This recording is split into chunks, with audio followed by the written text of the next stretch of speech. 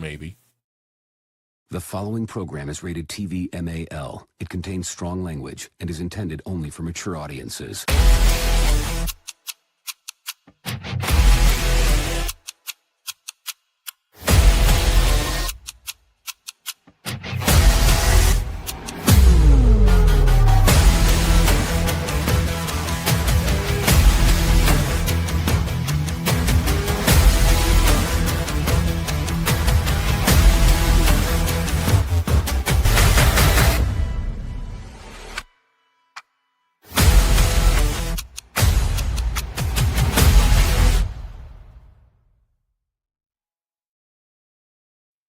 How's it going, everybody? Episode 32. Man, I can't believe we're actually already at 32.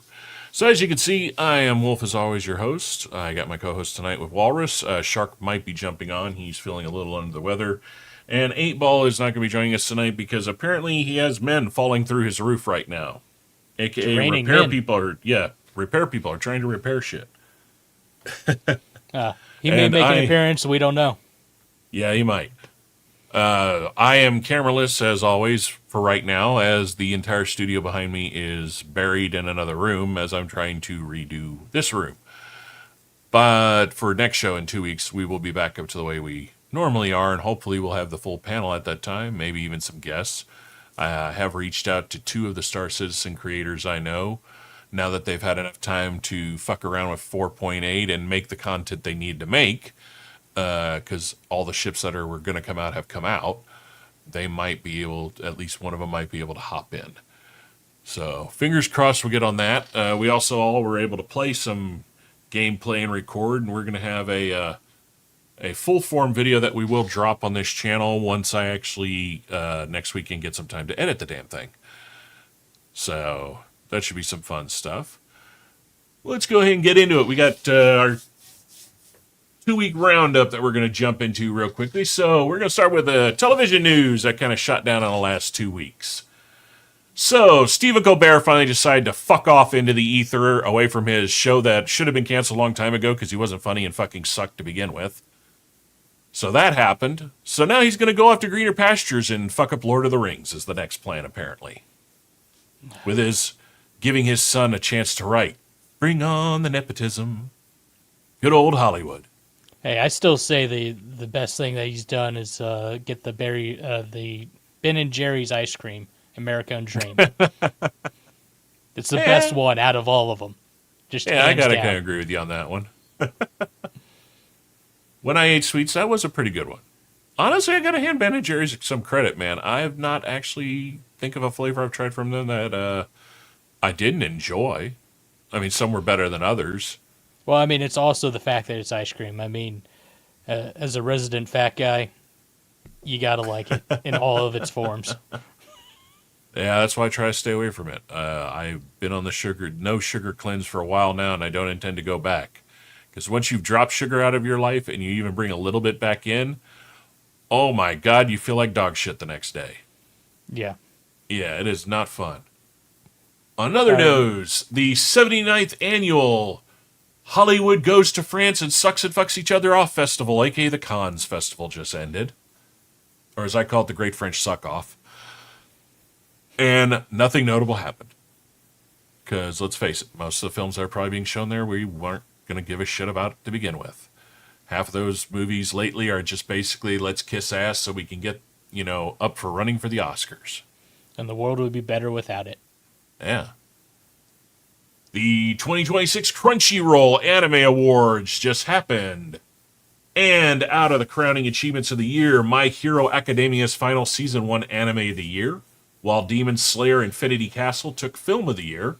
And other major wins of note, Solo Leveling Season 2 won for Best Action and Best Animation, and The Apothecary Diaries won for Best Drama.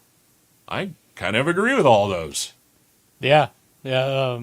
Besides the My Hero Academia one, those are actually all pretty solid nomination, or actually they got the awards, so excuse me. Oh no, I agree with the My Hero Academia one, because everything else that was up for the running, I saw all of them, and Academia, unlike most of the shit in Hollywood we've seen lately, actually knew how to properly finish a fucking anime. It gave it a good ending. Like, I couldn't really see anything happening more that would have kicked it over, because you've got all the spinoffs they're going to do, like Vigilantes and all those. So you would, in a sense, be fucking up those if you did any more than what they did do. That said, before anybody jumps up my ass, I have not read the manga, so I don't know how that ended. I have to go by the anime. I will eventually read the manga when I have the goddamn time. See, maybe that's the way I should go, do the manga instead, because I can't stand the Japanese voice actor for Midoriya. He's a whiny little bitch the entire time. And if he's going to be a whiny little bitch, okay, I'd rather read then it than listen to it. I will say this then. And yes, I'll get crucified too. But if you can't stand the Japanese voice actor, just watch the dub then. Truthfully, the last season, watching it dubbed and watching it subtitled, like watching both, the dubbing didn't really do that bad of a job.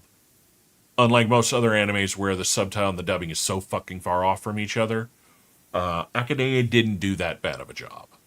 Like, really, there isn't a whole lot of deviation from, the translation over. On anime news continuation, One Piece live action season 3 if I can talk. Netflix unveiled that the third season of the live action series will officially adapt the legendary Alabasta arc. The show is currently in production in South Africa with a slated release of 2027. And as we said in a previous show and previous things that Netflix had released, they are going to be turning out a season per year now, so we won't have a nice big gap. So hopefully they don't run into any issues and they can live up to that. And hopefully soon, since they are already in production, we might actually get some more little tidbits sprinkled here and there of who's joining the cast, especially for like the seasons moving forward after the Alabasta arc. On legal news dealing with anime, Kenjiro Suda, star of Jujutsu Kaisen, filed a lawsuit against TikTok for unauthorized AI voice cloning. And it's a big one. He is seeking serious amounts of damage. I wish him the best. I hope it comes true, because something like this could start the ball rolling to set a precedence against unauthorized AI use of voice cloning. Hey, what's up, Entity? Welcome What's back. going on, Entity? I just said, man, you noticed that faster than me. I just saw the pop on my side. All right, on another news, we'll hop into some gaming news very quickly. Take-Two's recent investor call reaffirmed that Grand Theft Auto 6 remains on track for its highly anticipated November 19th release date. So the rumors of it being kind of kicked off potentially are not true to their word, that it actually might still be slated to stay on time. Which would explain why other games like Squadron 42 and all of them are thinking about rolling back their dates, because let's face it, nobody wants to release at the same fucking time as a GTA game. You will be overshadowed and nobody will be playing you. Because if the GTA game's good, everybody's going to be playing GTA. It used to be that way with Call of Duty. People would, make sure not put their games out when Call of Duty was about to come out. But now it's just such a shit show that they're like, hey, we're going to wait until Call of Duty comes out, and then we're going to release. Get it correct. It's no longer Call of Duty. It's COD Fortnite. Okay. With all their stupid fucking skins. That game is so effing lame now. I mean, Jesus. I watched some videos of it just because it's funny. Like, when you got the guy that's just running around knifing the fuck out of people, pissing them all off, I kind of do enjoy that. But at the same time, I'm watching the skins and I'm watching the gameplay. I'm just like, this is dog shit compared to where that game used to be. Well, I mean, now you got, Nicki Minaj, and dare I say it, you probably got a Sydney Sweeney coming up. They got all kinds of really stupid shit. Hey, if the jiggle physics are good, I could see that one being popular. Oh, I'm not saying that they wouldn't be popular. I'm just saying that for your war nerd, you're gonna be like, hey, what's going on here? But that's no longer the game anymore. Now it's jiggle physics and how much can we shill? Yep. And that's it for the gaming news, except for our main subject of the 2-week roundup, which we will get to in a second. On the news of slop tubers and drama bullshit. we do have an update in a single case. It seems like Jabba the Hutt has lost her lawsuit. So court filing surfaced for a few days ago showing that Frogan the Tard failed to respond or appear in court, which led to a default summary judgment being entered by the court clerk. Of course, Batty Boom Batty Fatty here, while scarfing more of the Big Macs she probably used with all the people that were dumb enough to give her $36K in donations for her legal funds, literally lied to everybody saying, it's not over, the lawsuit's not over, it's not over. Bitch, that's exactly what a default judgment is. It means you were so goddamn stupid, you couldn't literally just tell the court, I need more time. You instead just kept feeding your fat fucking face. And guess what? They said, we're tired of dealing with this bitch. She literally for months hid from our freaking processors, now wants to string along. A year has gone by. Fuck this bitch. Boom. Judgment in the favor of Ethan Klein. Whether you like Ethan Klein or not, I kind of like this whole point, mainly because she is a disgusting, deplorable piece of shit. And it's about time karma hits one of these streaming tards up across the side of the face. Here's the best part. Because by defaulting, Frogan the Hutt essentially waived her fair use defenses, leaving damages as the only remaining issue. This means she is potentially liable for all significant financial penalties, including the other Ethan Klein's legal fees, including loss of monetary value, basically the money she took from diverting audience views. And here's the best part. Because she wavered under the defense of fair use, it makes her ineligible to get this covered under a bankruptcy filing. She is stuck with this. So, refresh my memory on what she did and what her whole deal is. Okay, so Ethan Klein, who I don't really care for, just because as much as he bitches about people going ballistic on him and his wife and the snark Redditors going after them, his fucking community does the same goddamn thing to anybody else that also does that. Yes, and Shark has actually jumped in just to say hi. Yes, it does set a precedence. And that's the one thing I'm loving about this lawsuit is, again, it is setting a precedence nobody has done yet. So now all these people that talk shit and want to defame people, if they now know that there are cause has an effect. So basically what happened was, for a while, Ethan Klein's family was getting attacked. So here's where I think they cross the line. You could go on and defame somebody all you want, because in America it's very hard to prove a defamation suit. You can go against any adult. These assholes went indirectly through CPS to his kids. You don't fuck with someone's kids. Plain and simple. Kids are off limits. They did that. So he decided to play 3D chess with them. He let it be known through Reddit and all the forums that he was going to make a content nuke video on everyone's favorite Terry-loving asshat, Hassan Peckerwood. He knew that his orbiters were going to maliciously go, hey, when this video drops, I'm going to be watching it live. Come watch it on my channel. Fuck him. Don't give him any of the views and money for it. In so little words or less, they pretty much said that. Some of them almost said that directly. So what he did, without their knowledge, is prior to the video being released on YouTube, he copyrighted it and filed it with the Library of Congress. Whoa. So the minute they not only reacted to it, he knew they were going to react to it without literally pausing it. Literally 4 people watched the video in its entirety, did not pause, did not say shit, did not interject, literally stole the video. They did not do fair use at all. They maliciously took it.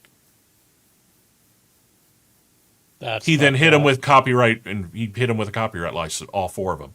So it was one guy, I forget his name, and I think he dropped him out of it. Denims, who's basically, you know, one of those I suck Hassan's pecker all the time. Frogi Yogi here. And some worthless white trash pothead called Casey Tron, who's nasty as fuck. And literally smokes so much dope in her stream, it's amazing her lungs haven't collapsed. Well, Casey Tron settled out and gave all of her money all of them did the same thing. They started give, send, goes and all these stupid fucking fund my legal fees, he's harassing me. Yeah. Well, Casey Tron basically, Casey Tron had to release an apology and handed over all that money to Ethan Klein. Denims and Frogi Yogi are still in it. Well, now Frogi Yogi just lost. So now Denims is next. And the best part about the whole damn situation is,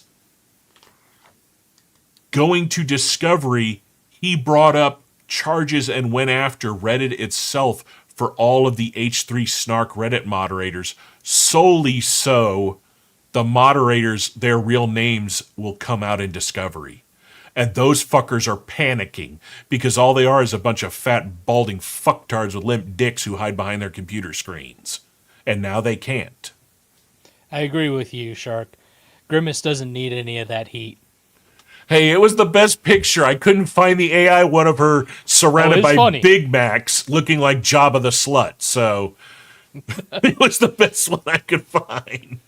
I mean, it was a hilarious video, but I mean, Grimace doesn't deserve that. He doesn't. So that is the slop tuber news. Sadly, we did unfortunately lose a few people during the last 2 weeks. So I am actually gonna let's see here. We go to here. And I don't know if it's going to allow me to cycle through these, so I may have to bring them up one at a time. We lost Eric Legrand, who was the voice of Vegeta and Saint Seiya. I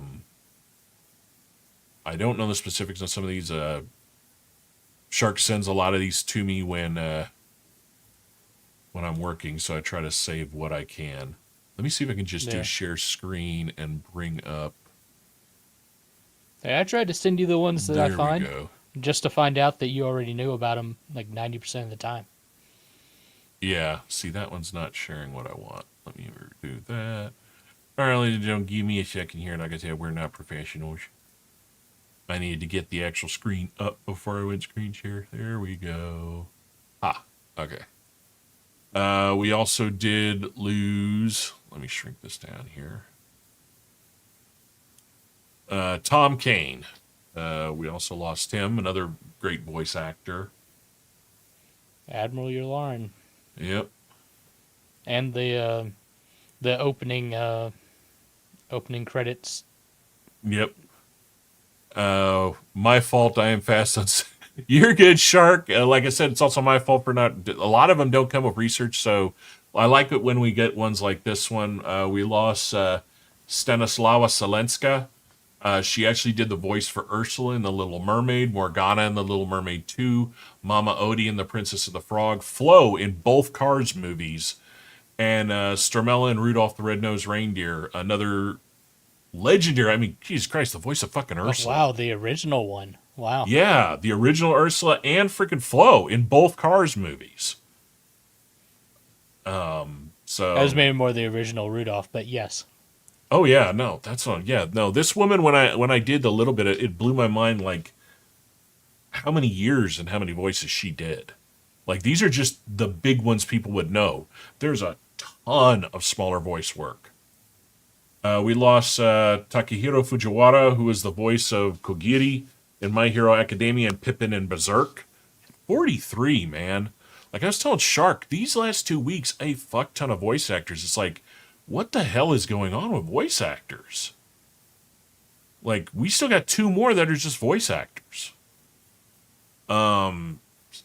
Sadly, we also did lose Donald Gibb, who was most known for being Ogre in the Nerds movies. And, of course, also Jean-Claude Van Damme's best friend in the movie Bloodsport. And the weird part is Donald Gibb was just at a reunion at a convention. And looked fine to everybody. We also lost legendary voice actress Wakana Yamazaki, who voiced several of the Japanese characters for One Piece. And then the last one we sadly lost was Bernat Rousseau, which you can see by the photos, a ton of voices were him. In both he did a few in the actual English versions, and then a lot of these voices you'll recognize from other characters. He did the French voiceovers for them.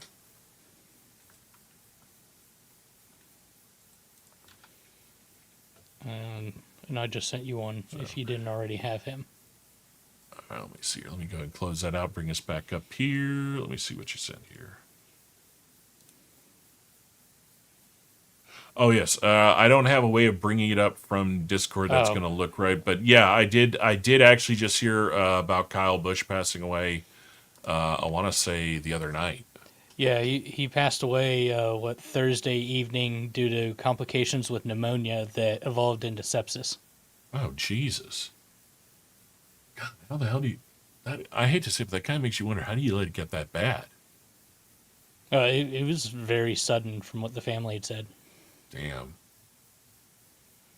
Well, on sombering note, we do have two more things to go through on our roundup. One is, again, a little bit of sad news.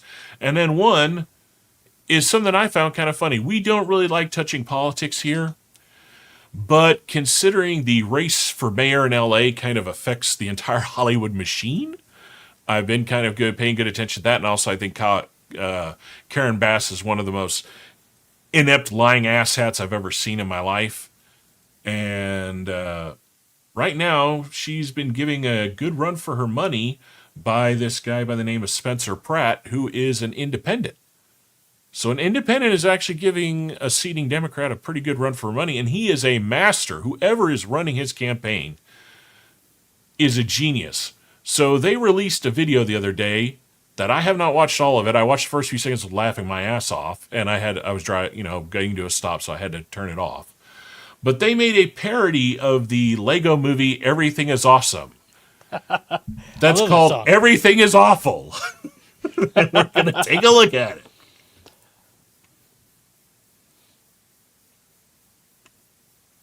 All right, let me get this up to full screen. Everything is awful. Everything is hell when you're part of the scene. Karen Bass is awful and burning down our streets. Dirty needles, human waste. We just named two awful things: a stolen car, a burned down house. You know what's awful? Everything. Moms in shock, hit the locks. A camp of addicts down the block. Lots of tents, a very big mess. Awful scenes are not the best. Camps, traps, and crap. They're awful. Crack, smack, and shacks. They're awful. Slums, Wow. and bums. That's awful. Everything you see or smell or touch is this awful. is so good. This is awful. Everything is hell when you're part of a scene. Everything is awful. Oh, She's man. killing our dreams. This is perfect. Wait, somebody's fighting back now. Standing up and taking flack now. So to add a little bit of retrospect for people that don't know, he got into the race because his entire home burned down in the Palisades fire. Oh, really? Yeah. He's exposing this whole town. Sharks go best shit ever. Corrupt machine. Somebody's gotta clean this scene. Let's go. Truth, proof, and receipts. Not awful. Fight light and making things right. Not awful. One man, a plan, and he won't quit. Not awful. Spencer Pratt is done with all of this awful. Spencer Pratt is everything gets better when you fight for the scene. Spencer Pratt is rising. He's gonna save LA's dreams.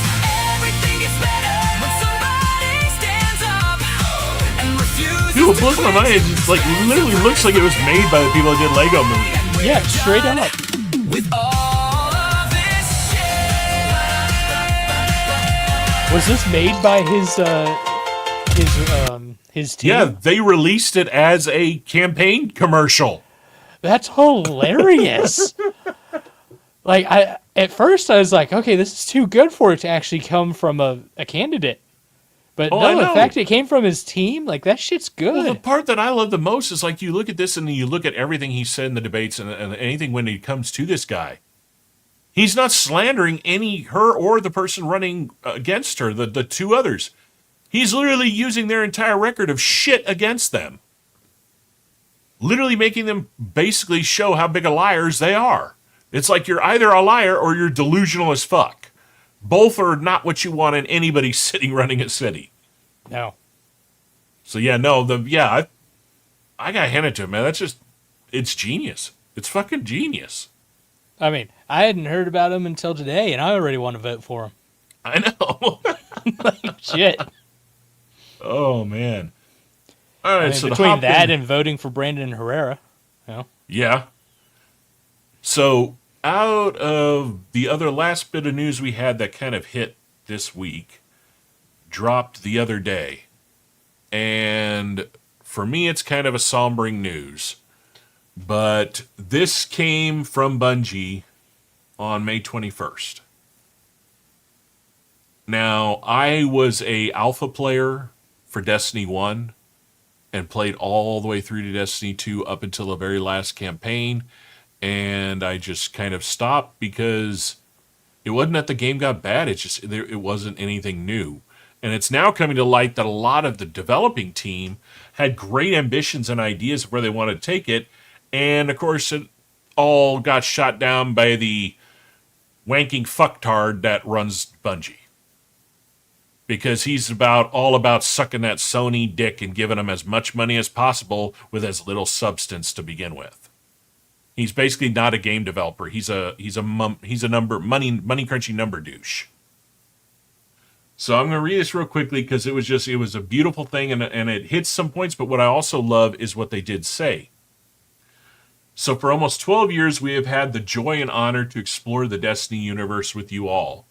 Through all the ups and downs, surprises and triumphs, building Destiny alongside our players has been a monumental privilege. While our love for Destiny 2 has not changed, it has become clear that after the final shape, we have reached the time for our shared worlds in Destiny to live beyond Destiny 2. So that's an interesting way of wording it, to live beyond. As our focus turns towards a new beginning for Bungie, we will begin work incubating our next games. To that end, on June 9th, 2026, we will release the final live service content update for Destiny 2 to begin the new journey as a studio. Through active development may be concluding, here's the best part that I gotta hand Bungie. We will ensure that Destiny 2 remains playable just as the original Destiny is today. So for those of y'all that don't know, Destiny 1, even though it doesn't get any more updates or anything, you can still download it and play the whole goddamn thing for free. Even though it's 20 years old, the servers are still live. Oh, wow, they're going to do the same that. they're going to do the same for Destiny 2. Many changes in this final update will aim to ensure that Destiny 2 is a welcoming place for players to return to. We're proud of Destiny 2, the places it took us, and the legacy it has created. Because of you all, our universe is vast, built on years of shared stories, adventures, and victories. From the Cosmodrome to the Pale Heart to the Lawless Frontier, we have forged lifelong memories and friendships with you all. We are incredibly grateful to everyone who made that journey with us. From the deepest parts of our hearts, thank you. We will see you in the stars. I'm sad to see it kind of end, but I'm hopeful because maybe it can direct them because Marathon's not doing that great. So maybe this is a smart decision to shut down what's eating money, shut down the other thing that's eating money, and center the money towards something new. But like I said, it's amazing that they will keep both servers up and running for everybody. That's awesome. Yeah, think about how many fucking games don't do that. They're just like, we're done, fuck off. Well, I was surprised that how was it? Zenith: The Last City that I was super big into. It was a VR game. It was awesome. You should check it out. Its servers, they're basically very similar. They concluded doing updates to it, but the servers are still up. You can still play both on Infinite Realms and The Last City. So I thought that was awesome. I still jump in from time to time. So And see, that's cool honestly, to see that for Destiny 2. Yeah, and see, that's, to my opinion, that's where the Stop Killing Games initiative was trying to go, which is even if the studio does not want to keep the servers up, even if they're done with it, release the source code so people can create their own servers and just keep it going. As long as people are not monetizing from your creation, there really should be no reason to say, fuck you, no. I mean, there's tons of games that have stayed alive. Hell, some of them have even brought new life into them from people creating the servers. I'm trying to think of, there was one racing game a few years ago. It might have been one of the Need for Speed games that they shut it all down, but left the source code open, and people have literally not only kept those servers for they can race against friends, they've actually added more cities, more cars. They've continued it on their own free time, expanding what NFS decided not to. Well, I mean, the first thing for me that comes to mind is the greatest game of all time, Arma 3. The only reason that thing's been going on since 2013 reliably is because of the modders and not even other just servers out there. If you think about it, not even just Arma, DayZ and Rust, do the same thing. I mean, if there is a passion in the community, why not give them the tools to continue it? Because down the road, if you keep them alive, in a sense, playing what they love, and you secretly in the background, like for Destiny, create a Destiny 3 slowly, quietly, you will have an explosion of already built-in audience waiting for it. It's stupid to just kill something completely if it's popular, all because the number crunchers don't see it. That's just dumb. That's like, handing billion-dollar IPs to people that have never played the games or read the books and don't give a fuck about it. Hollywood. On that note, let's laugh a little. Good.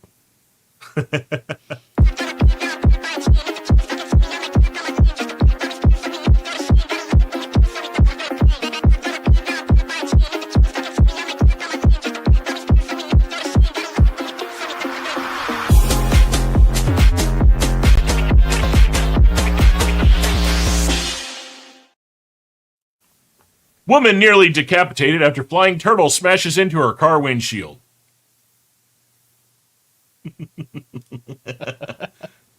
This place feels like it's a gerbil queef away from an X-Files episode. That one didn't hit as much for me. I wasn't a big X-Files fan. That's it. You're no longer on the show. Fuck off. Damn it. This is how a speed limit sign in Texas should be broken down. Right lane, 75 to 85. Middle lane, 80 to 90. Left lane, 90 plus. Passing lane, good fucking luck. Y'all drive however fast your truck, coffee, and faith will allow. Unspoken Texas rules. 5 over. Howdy, officer. 10 over. You're doing fine. 15 over. Getting a little brave there. 20 over. Are you trying to meet Jesus? Sun, wind, rain, hail, or dust, we drive through it because this is Texas.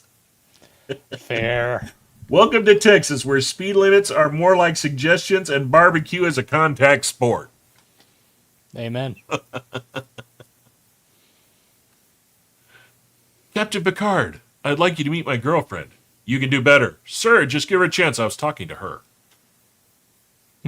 Oh, damn. Damn. That one's for you, Shark. I don't know me. I always fucking hated Wesley Crusher.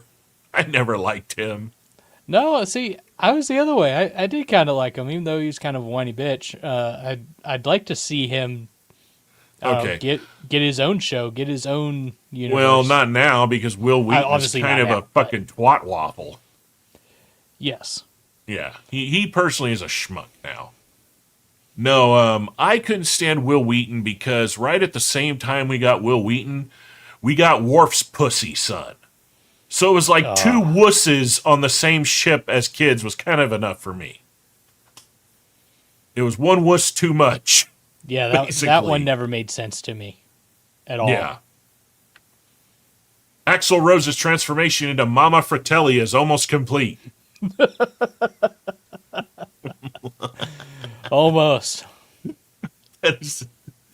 That's some funny shit I was right trying there. to find another one. There was another one where they had Axl Rose standing next to Mickey Rooney, Okay. and it said, "Why do these two old men look like a older lesbian couple now?" Oh yeah, I did see that. I know exactly what you're talking about. That shit was funny, man. When your fart smells like death and you're waiting for your buddy to smell it.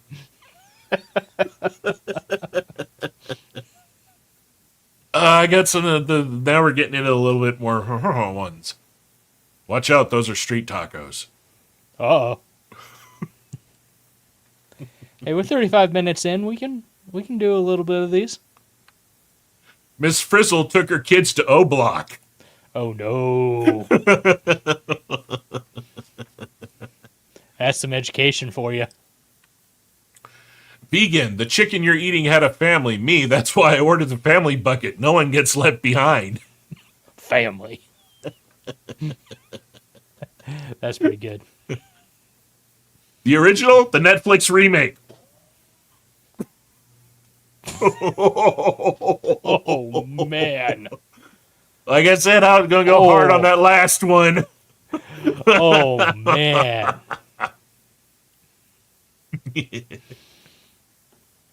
That's funny, dude. All right, so I'm going to go on a little bit of a rant. So as I'm looking through YouTube and things come across my feed, first of all, I'm sick of the ungodly relenting amount of AI bullshit that is out there now.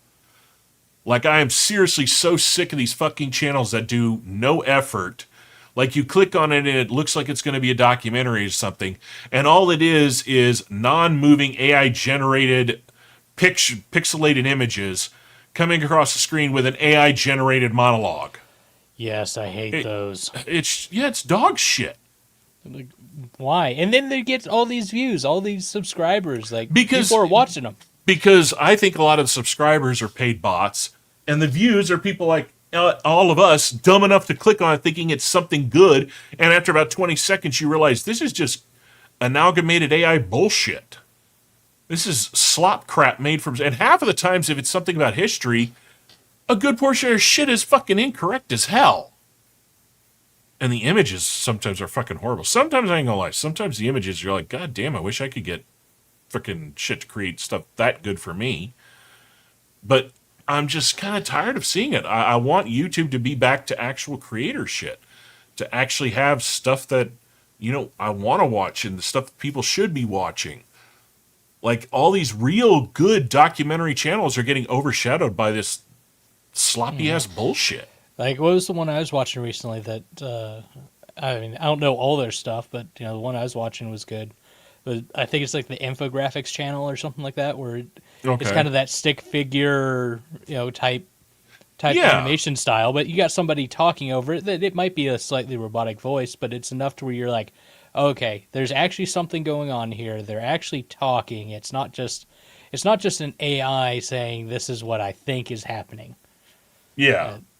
It's actually scripted. And I think that's what they're trying to get close to, is trying to be able to do something like that, but do it just in a sloppy way. Yeah. Well, the craziest part is what kind of got me on this trip was I like watching a lot of these videos when I'm waiting between stops and doing what I'm doing. Especially I like driving and listening to them. I like ones that are good enough that I don't need to watch it. I can turn the screen off and I can listen to it. And, I can, in my head, see where everything's going. I like that. What really got it going was I'm sick of seeing these stupid videos that shouldn't even be made with the title of What Happened To. Like, I don't mind if it's what happened to an actor I haven't heard of, or what happened to, this car, something that tangible in this world that you kind of may have wondered, okay, what did happen to that? Why did that project get killed? Why did that not? No, these are what happened to Event Horizon. Well, first of all, grammar, motherfucker, you should be what happened in Event Horizon. What about the movie Event Horizon? Not what happened to. What happened to is the movie came out, we fucking watched it, and it faded out of existence, or it's on a DVD rack somewhere. That's kind of the natural trajectory of cinema. Yeah, and half of them are shit. It's edited together and it's a robotic voice. It's not a real fucking human being fully tangibly putting it all together or actually doing it. And then when you do like give it more than 2 minutes to watch, you realize half of what they're talking about is just bullshit. It's not giving any new insight into the film. It's literally just giving you a synopsis breakdown. And then you're just kind of like, okay, when me, the dysgraphic dyslexic, is sitting there telling you, use some fucking proper goddamn grammar in your title, that tells you your stuff's dog shit. That's bad. And there's hundreds of them. Like, I thought this was one channel and that was their shtick. So I decided to search real quick this morning and last night. Dude, it's just pages upon pages, and they're all copy-pasting the same bullshit formula. So, quick question, YouTube. How is that fair use? They are not giving any insight. They are not giving any commentary. They are not expanding upon it in any way. They are literally ripping off images and scenes from these movies and telling you the entire goddamn synopsis. That's not fair use. Yeah, and then putting it down into like a 13-minute video. Yeah, if even that. Some of these aren't even 10 fucking minutes. And don't even get me started on, my God, you want something really fucking crazy. Just type in fashion. Like, I've randomly just been picking random topics on YouTube because I want to see how the algorithm works. I want to see what the algorithm pumps out. Fashion is overloaded with thousands of AI-generated thumbnails. And then you click on the video and the thumbnail has nothing to do with it. It's some ugly, chunky bitch in Bangladesh showing off their shitty fucking clothes made by child labor for 45 fucking seconds. There are hundreds of thousands of those fucking videos on YouTube right now, eating up the servers and the bandwidth. Dang. Oh, it's better than that. They are not channels telling you how to make channel. Oh, yeah. Oh, God. Well, let's put it this way. Here is your The More You Know PSA from Dark Roast of Nerdiness. If a channel is telling you how to make a channel, if a channel is showing you a video of how to make millions on YouTube, it's full of shit, because the people that know how to do that and the people that are making money aren't going to make a video like that. They're too busy making actual content that makes fucking money. Yeah. Or they've retired from YouTube and don't give a shit anymore. Yeah, no, you're right, Shark. Yeah, the faceless channels, I can't fucking stand the faceless channels. Like, it's okay when it is an avatar, it's a VTuber, it's something like Little Platoon, or It's a Gundam, because they're using their own, or Jaden Animations. Those channels I like. But yeah, I know what you're talking about, Shark. These totally faceless ones where it is the most generic copy-paste dribble bullshit. And that's what's fucking up the algorithm, because the algorithm doesn't know where to put all of these, so it throws them in everybody's feed. And the fact that you stupidly click on maybe 2 of them in a week, it's now going to flood your feed with that shit.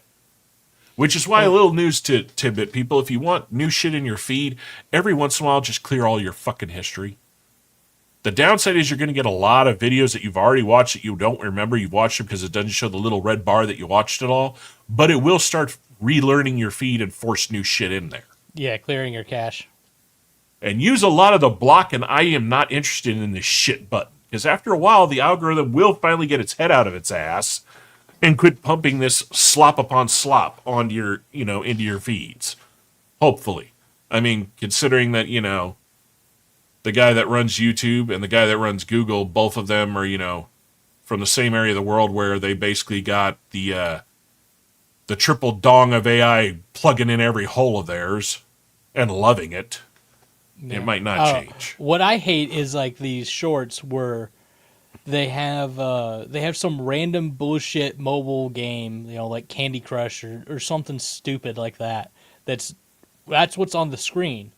But then there's some robotic narrator voice talking about something completely irrelevant. They're just trying to get you like zoomed in with flashy lights and colors to pay attention and get through the 16, 17-second video or whatever. And that kind of shit is the worst. And then there's, like Shark say, there's the channels telling you to do that. Oh, and people are doing it.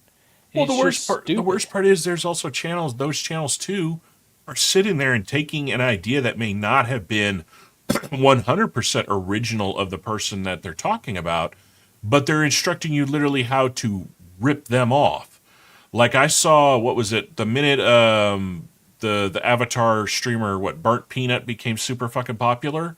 Okay. There's thousands of videos now showing you how to literally recreate an avatar like his, step by step, in a sense, ripping his thing off.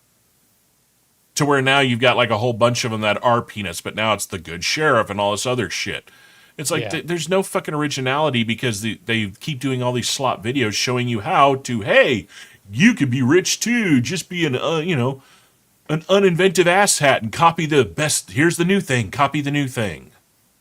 When they do YouTube the same used to shit thrive off of Habitual new Line shit. Crosser with like the face on the map kind of things, and it's always Yeah. some different asshat.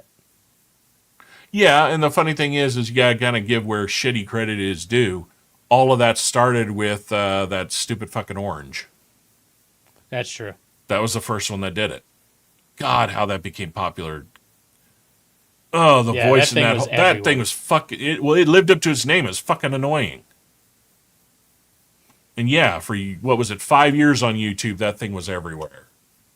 And then it got its own TV show and it fucked itself out of existence in like a week. And speaking of the peanut, did you see that he became the face of Yes.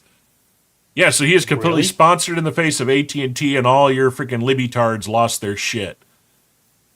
Because apparently somehow because he actually likes America, instantly they've labeled him the alt-right MAGA chud, racist. You can love America and not be right-wing or left-wing, you morons. Loving where you're from is just loving where you're fucking from. You know?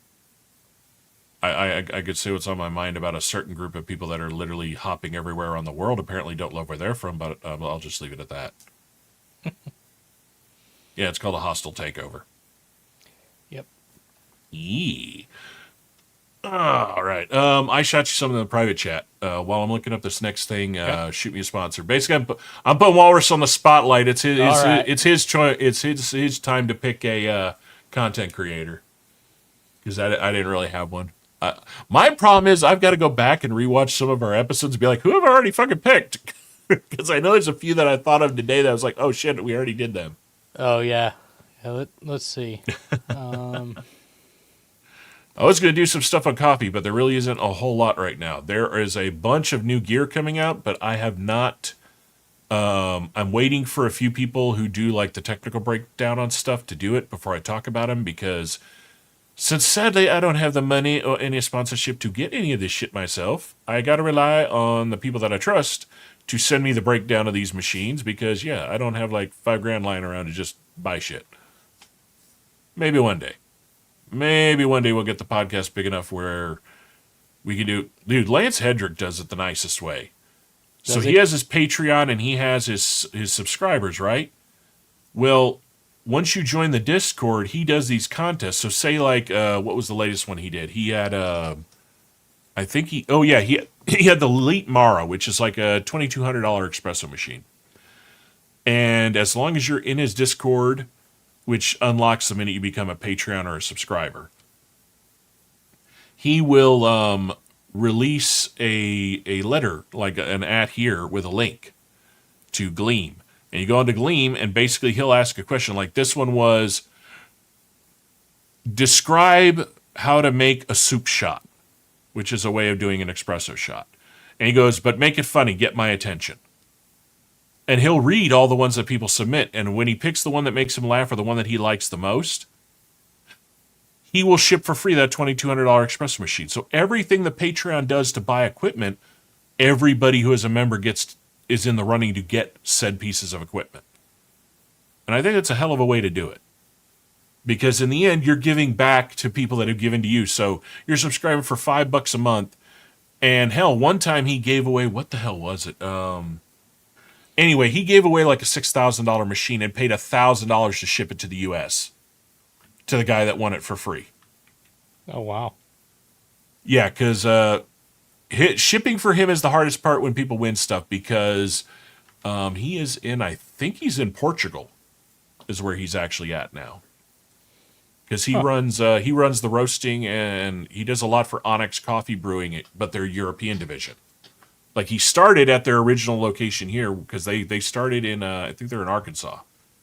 And then they opened up a European branch to do European-style coffee, and that's where he's at now. But I'd love to eventually get to something like that. So let me see here what you said here. Let me get it open.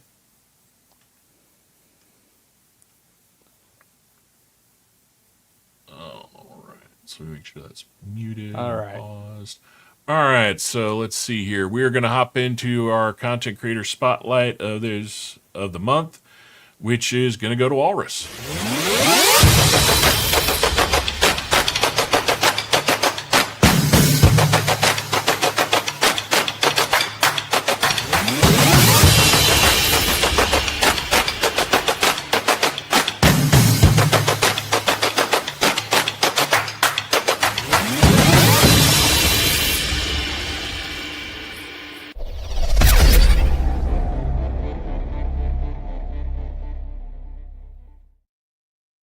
All right. Well, for those of you that are new to the show, we basically once a month give a shout out to both a coffee roaster of the month, which we did last show, and a content creator of the month. And we kind of rotate around every once in a while of who gets to pick. So this is Walrus's pick for the month. So take it away. Tell us about who you picked. All right, so I picked the Kingsley Academy. It's a theater group out of Florida for really one real reason. They came out recently here with, and you see it there on the screen, a Star Wars The Knights of the Old Republic feature-length movie. It's a full 2 hours, basically adjacent to KOTOR 2 and the Escape from Telos. And initially on the surface, it seems like it was going to be very good. Because you have this, like, on the edge of next generation CGI and storytelling, and then you have theater kids that don't know how to act yet.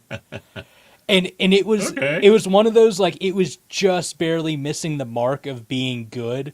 So right now it's still in the category of, like, hey, you shouldn't be taking yourselves too seriously yet.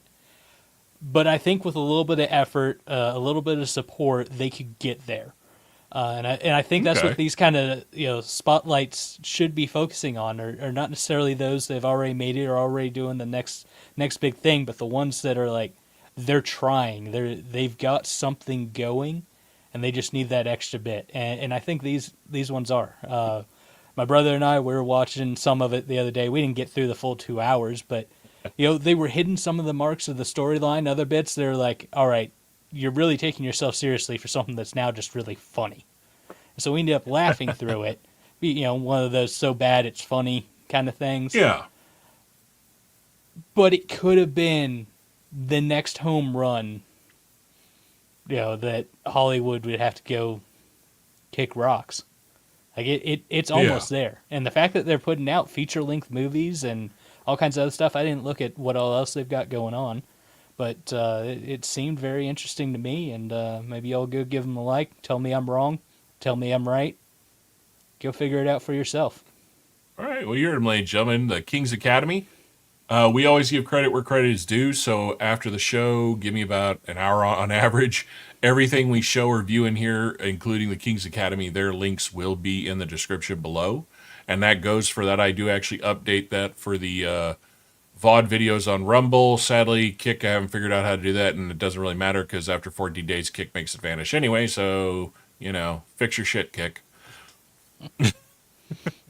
But if you're a sponsored premium member, the VOD lasts 30 days. Your casino money fuckers, you could have VODs that last forever, goddammit. That's my rant about Kick.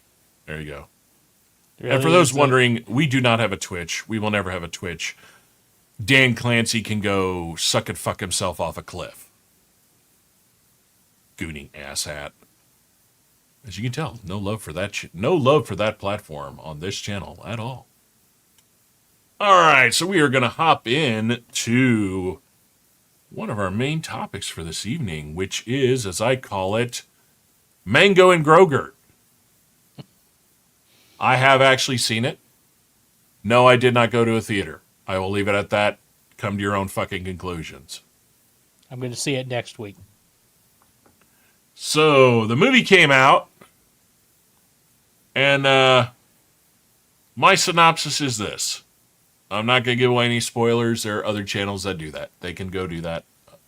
I will just give you my quick little breakdown before we hop in to actually read some of the fucking hilarious, actually, the movie critics actually, a few of the ones that normally, suck the Disney schlongo, actually gave it some pretty brutal critiques.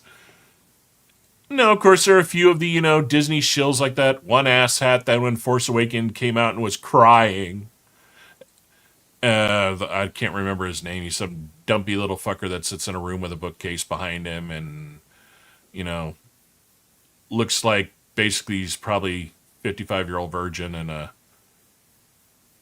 even though I'm a fat guy, I'm going to say it because he's way fatter than me. I'm going to use the Mike Myers line. He hasn't seen his Willie so long it's clinically dead. So, I'm sorry. If I could say that there are movies that have brought me to tears. Force Awakens was not fucking one of them. Ever. Well, I'll take that back.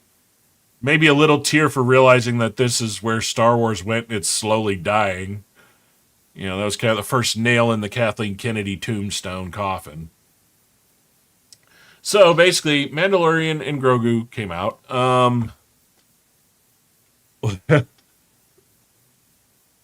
Honestly, Entity, I'm going to put this on the screen because I fully agree with you, and thank you for not using the full word so I don't get in trouble.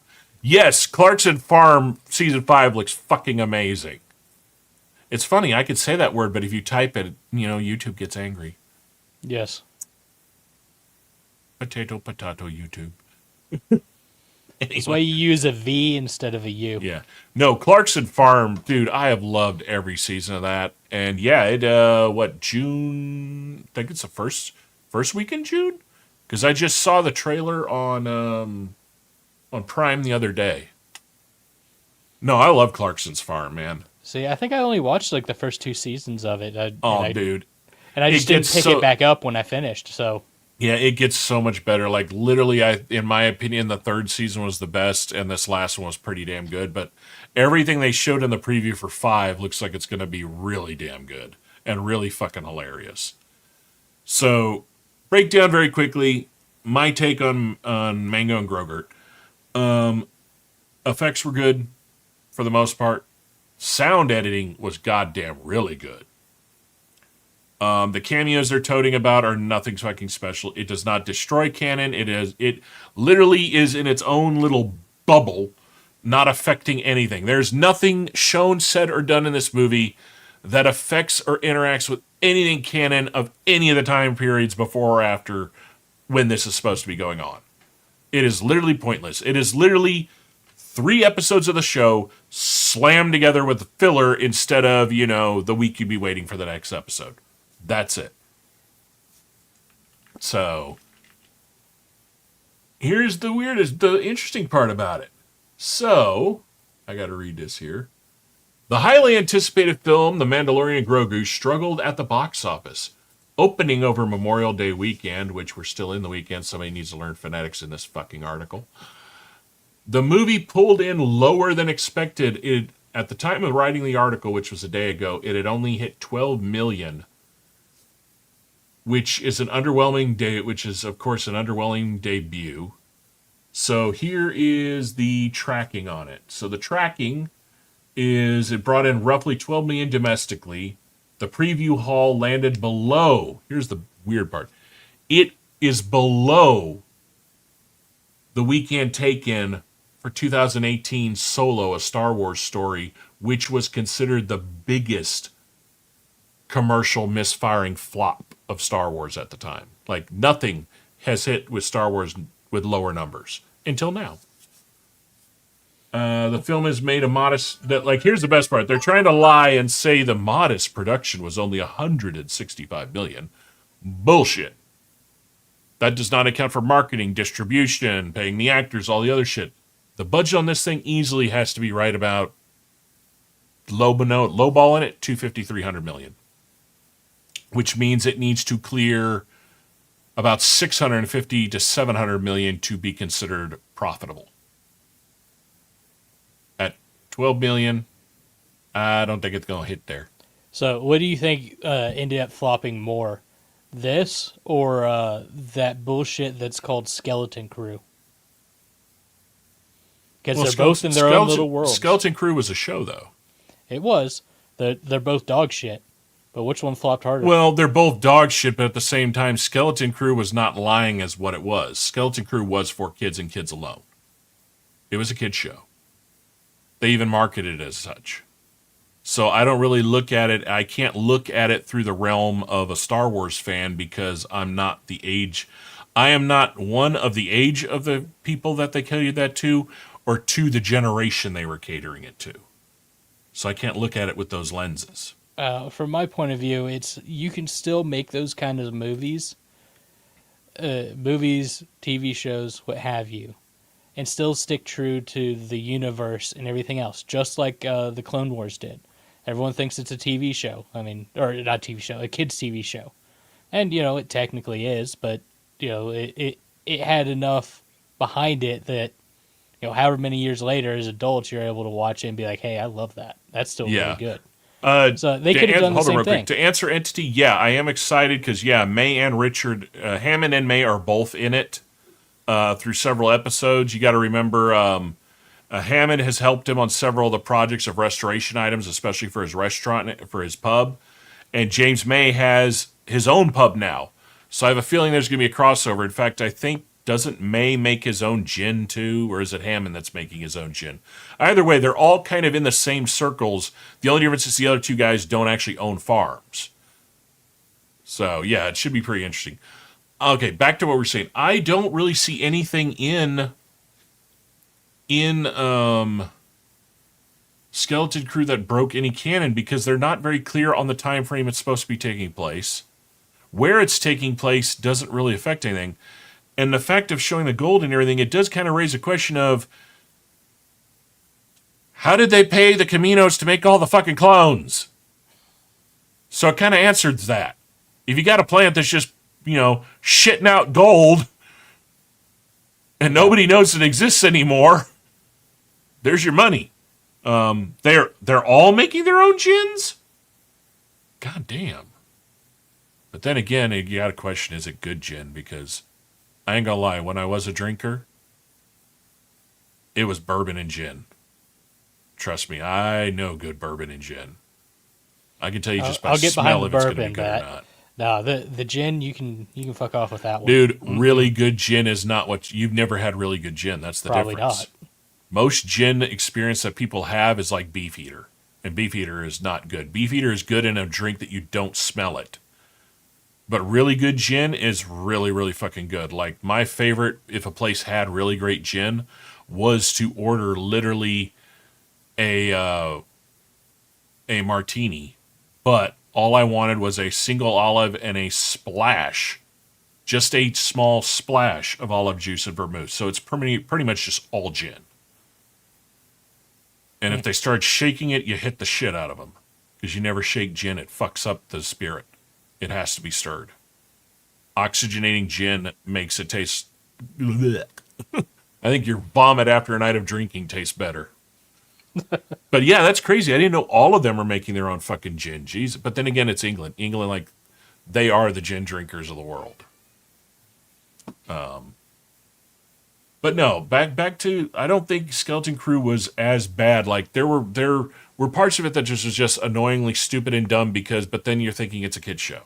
Once you get out, think in the realm of it's a kid's show, the part that disappointed me about Skeleton Crew is to have somebody as great as Jude Law join the Star Wars franchise and do something like that.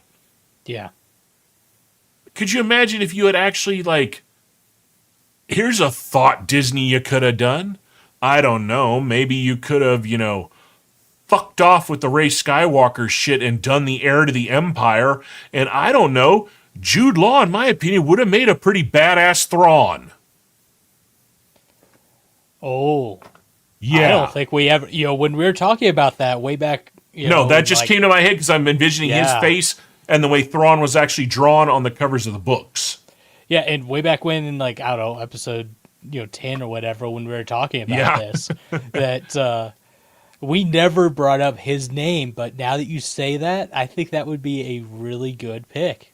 Yeah. Not that the guy that they picked didn't do a good job, because he does. I mean, it was a great pick. Okay, the guy that in Ahsoka as Thrawn looks like Thrawn, his voice is Thrawn.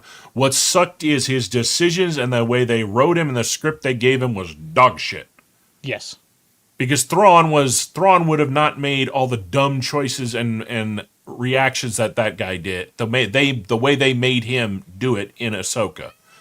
Thrawn is literally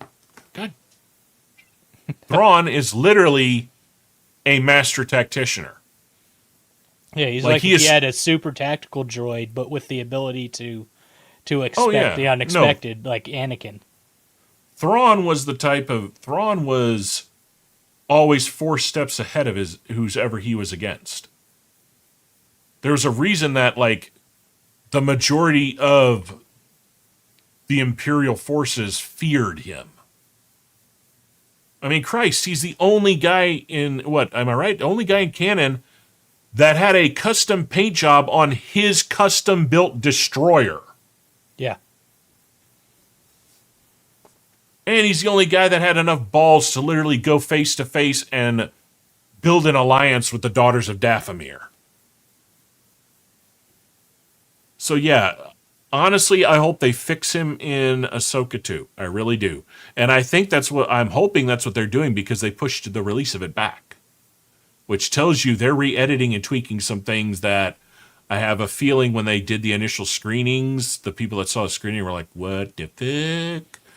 So it's like there were portions of Ahsoka that was like, all right, there's some sparks of hey, this could be good, but the majority of it was bad. No, actually, you're right, Entity. Vader was terrifying by sheer power, but not by presence. Because Vader, I'm going to be honest. Vader, for the most part, in the first 2 films, is a stooge. The Emperor cracks the whip and he goes. It wasn't until later canon books where fans started actually writing more stories about Vader did he become more developed. But Thrawn from day one, Thrawn is literally as smart and as evil as the Emperor, but he has no force powers. When it comes to being a tactician, he and the Emperor are toe-to-toe. I mean, think about it. The Emperor literally was around Jedi the whole damn time and they never fucking knew. Gotta be smart as fuck to be able to pull that off. Yes. Literally then lead to their entire extinction. But no, Thrawn, God. That's what I'm saying. I hope they fix the way they write the character in the show. If they make him the way he should be, it'll go down, unless the rest of the show is total shit, it'll go down as one of the best portrayed Star Wars villains. But they do need to get rid of, what's the Mandalorian, the Ren? The which one? She's in Clan Ren. The one that's Ahsoka's apprentice, who's the moody teenager. Oh, Sabine? Yeah, Sabine. Yeah, they need to get rid of the fact that she was ever force sensitive or taken to be a Jedi in any way, shape, or form. If they did her character right the way they should have, it would have been good. But no, again, that was my problem with the first season of Ahsoka, is the way some of these characters were written. It's like, I'm sitting there going, why did you make this choice? And you can't use the excuse that they didn't understand the character. Filoni fucking created him. How the fuck can you fuck up your own character? Yeah. And I mean, the way that she acts is very much not Mandalorian whatsoever. Yeah. Even if you're a piece of shit, peace-loving Mandalorian, you're not going to act like her. Yeah. So we'll get to. I wanted to read some of these reviews. So these are all the critics right now. I decided to just do the critics because for some reason the audience score is like 83%. I'm like, okay. I'm pretty sure if we read through, it's gonna be like, my kitties loved it. I eat glue. It was a good movie. Because let's face it, some people, they're dumb and they're easy to appease. I envy people that can just enjoy anything because, their brain is slop, so slop looks good to slop. Anyway, first one here. Star Wars used to be the event of a generation, but the Mandalorian Grogu might permanently damage the cinematic powerhouse for good. Yeah. The poor CGI problem is no longer a Marvel exclusive issue at Disney. Star Wars has found its way into the arena, an absolute disaster considering the franchise literally built one of the greatest visual effect houses. I kind of disagree with that. There's only two things that I think match what he's like bitching about, and they were just shit to begin with. Let's face it, the huts should stay. There should be no CGI huts, period. It should be exactly like Jabba was done in the originals. Yeah, you can't. It's going to be harder to make them move around, like slither everywhere and look. But the physical look when the camera's close is way better with physical makeup. The CGI on I will just say it, the CGI in the movie on the hut sucks. Huh. Especially Rada the Hutt, who's supposed to basically be a hut on steroids. Oh, the one hut that didn't. So think about a hut, but put He-Man abs on him. And muscle-bound SpongeBob arms. That's literally Rada the Hutt. That's hilarious. Let's see, what did he put? Star Wars is the golden standard for big-budget storytelling. Why should a B-C+ movie cut it? That's pretty to the point. The Mandalorian Grogu is friendly, competent, and intermittently charming. It is also generic to the bone. Oh, let's see what Douchewanker with 4.5. I appreciated they made something that feels like an extension of the show rather than a standard Star Wars movie. The fate of the entire universe is on the line. It feels like the old Flash Garden. Yeah, you're just... Yes, thank you, Dizzy. You go to a movie to see a movie. I don't think your website should be called the Film Yap. It should be the Fap Yap, because that's pretty much what you do all day long. God, that's what gets me, how some of these dumbasses actually become critics. Personally, I wish they did the original Hut where it was a fat guy with a beard. Like, what are credentials for being considered a critic? Nowadays... For all I know, you and I are now critics because we just happen to have a medium on the internet. Well, yeah, according to Rotten Tomatoes, all you got to do is have a website and be invited to a couple of screenings. Which I could get tickets to every screening that comes through here if I wanted to. We used to go to them all the time. You just got to know somebody at it's the small newspaper publication down the street from me. The one that you can pick up at all the restaurants for free. I just can't think of the name of it right now. The Express? No. This has a different name. Okay. Surprising, accessible to mainstream audience, fun, full of action and adventure. Full view in Spanish. No, thank you. I have to deal with enough of that living here in Texas. I'm just saying you don't ever pick up a phone and hear Parlez-vous français, numéro à toi? But you do hear the other one all the goddamn time. Mm-hmm. The Mandalorian Grogu is an unfortunate bore that captures very little of the charm and wonder of both the series and other past Star Wars movies for a passionless and unnecessary piece of theatrical filler. That is actually pretty goddamn accurate. So yeah, as you can see, they're not good. 1.4. Oh, we got a glazer here. 7.5 out of 10. Uh-oh. The Mandalorian Grogu basically presents Mandalorian Season 4 as a stitched-together movie with theatrical production values.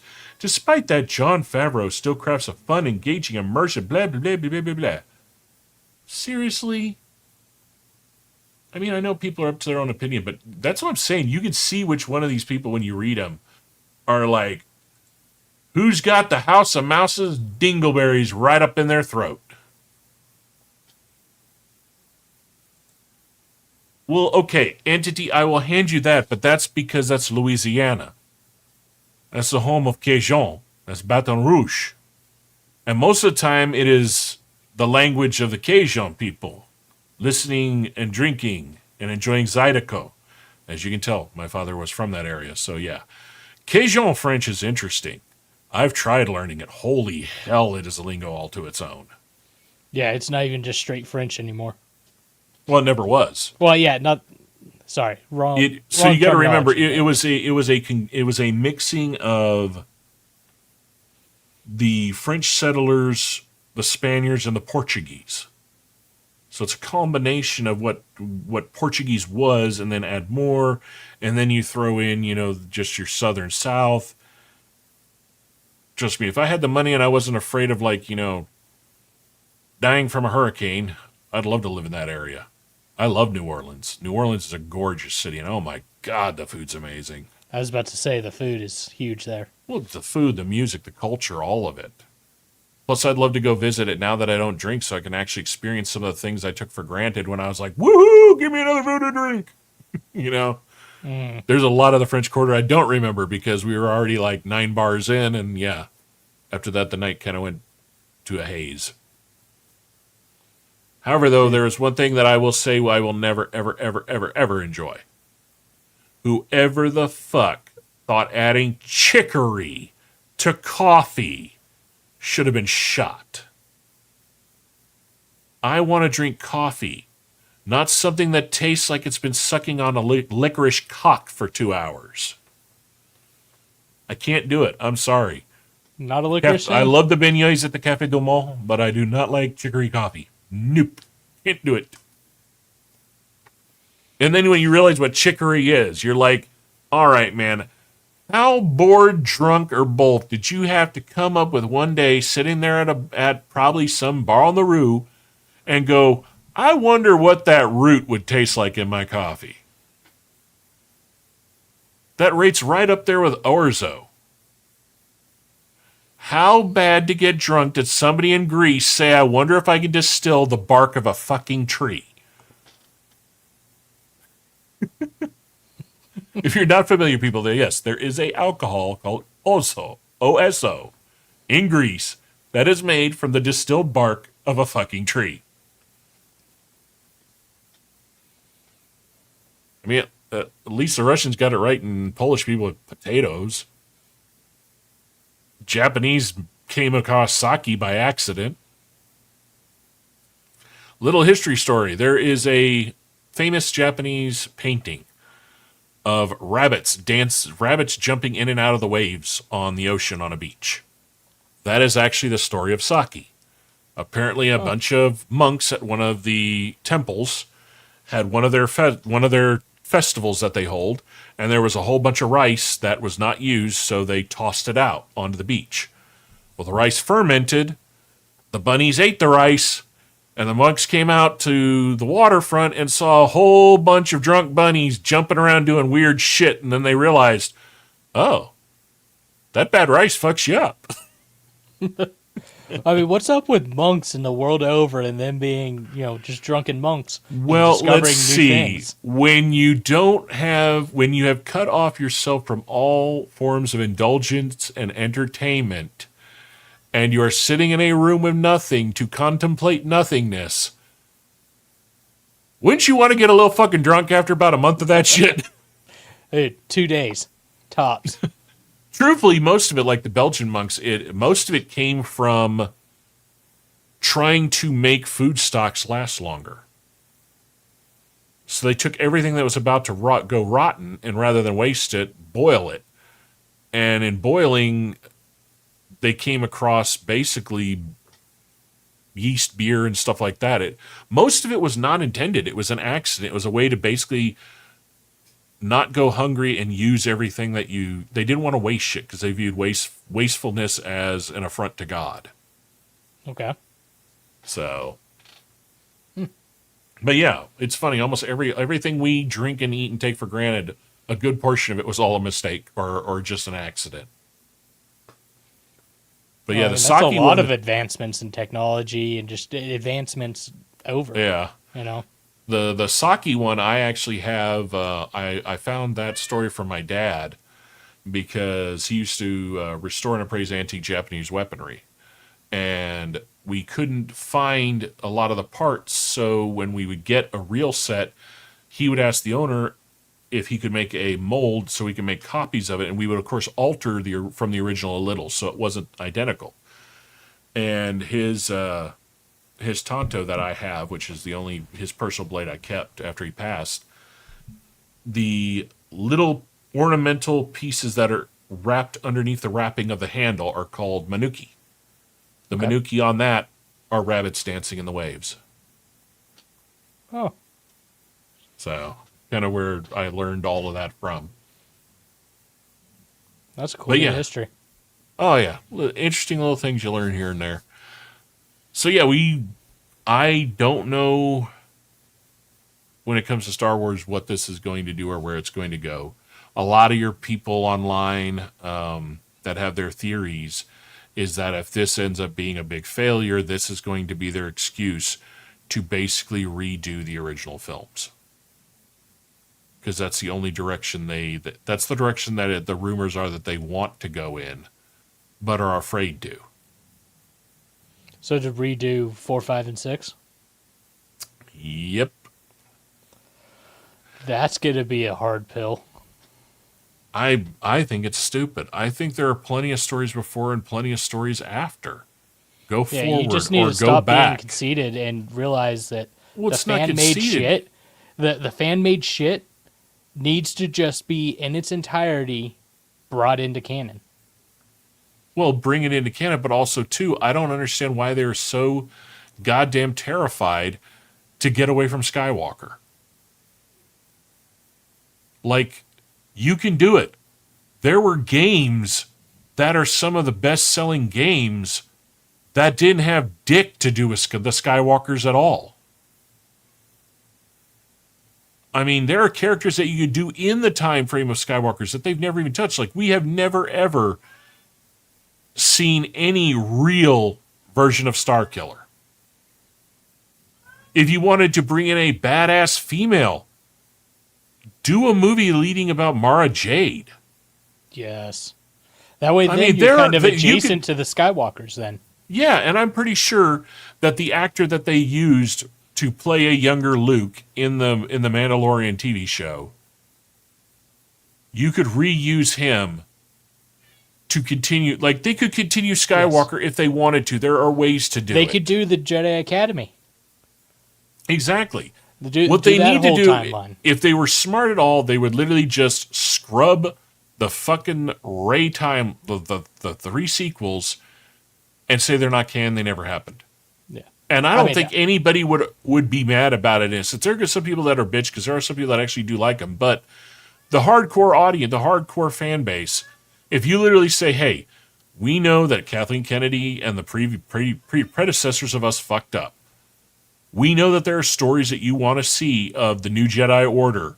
There are stories with people that are existing actors that have done the voiceovers, that have done the mocaps for these characters, that are still of age to play these characters that we could bring in. Like, fuck me. You can't tell me if they didn't offer to Cameron Monaghan to come forward and do a live-action Cal Kestis, he wouldn't. I think he's petitioned to do that before. He's I think I petitioned to do it. remembered that. Sam Witwer has petitioned to do Starkiller. Yes. I mean, there's a lot you could do. And they're using this whole afraid to touch it as bullshit. What it comes down to is, you don't have any good writers right now to pull it off. Because you still have the shit writers that dumb bitch hired. You have to work with a writers guild that half the people that are members of the guild right now are a bunch of 20 to 30-year-old activist assholes who couldn't write their way out of a paper bag because they have never lived enough life experience to write good shit. And even then, you have good writers now who are so sucked in to all this political party pandering To bullshit. appease shit. Yeah, like case in point, the first 2 seasons of The Boys, fucking badass. Yep. Every season after that, they turned Homelander into a Trump allegory and it went to dog shit. The ending was fucking abysmal.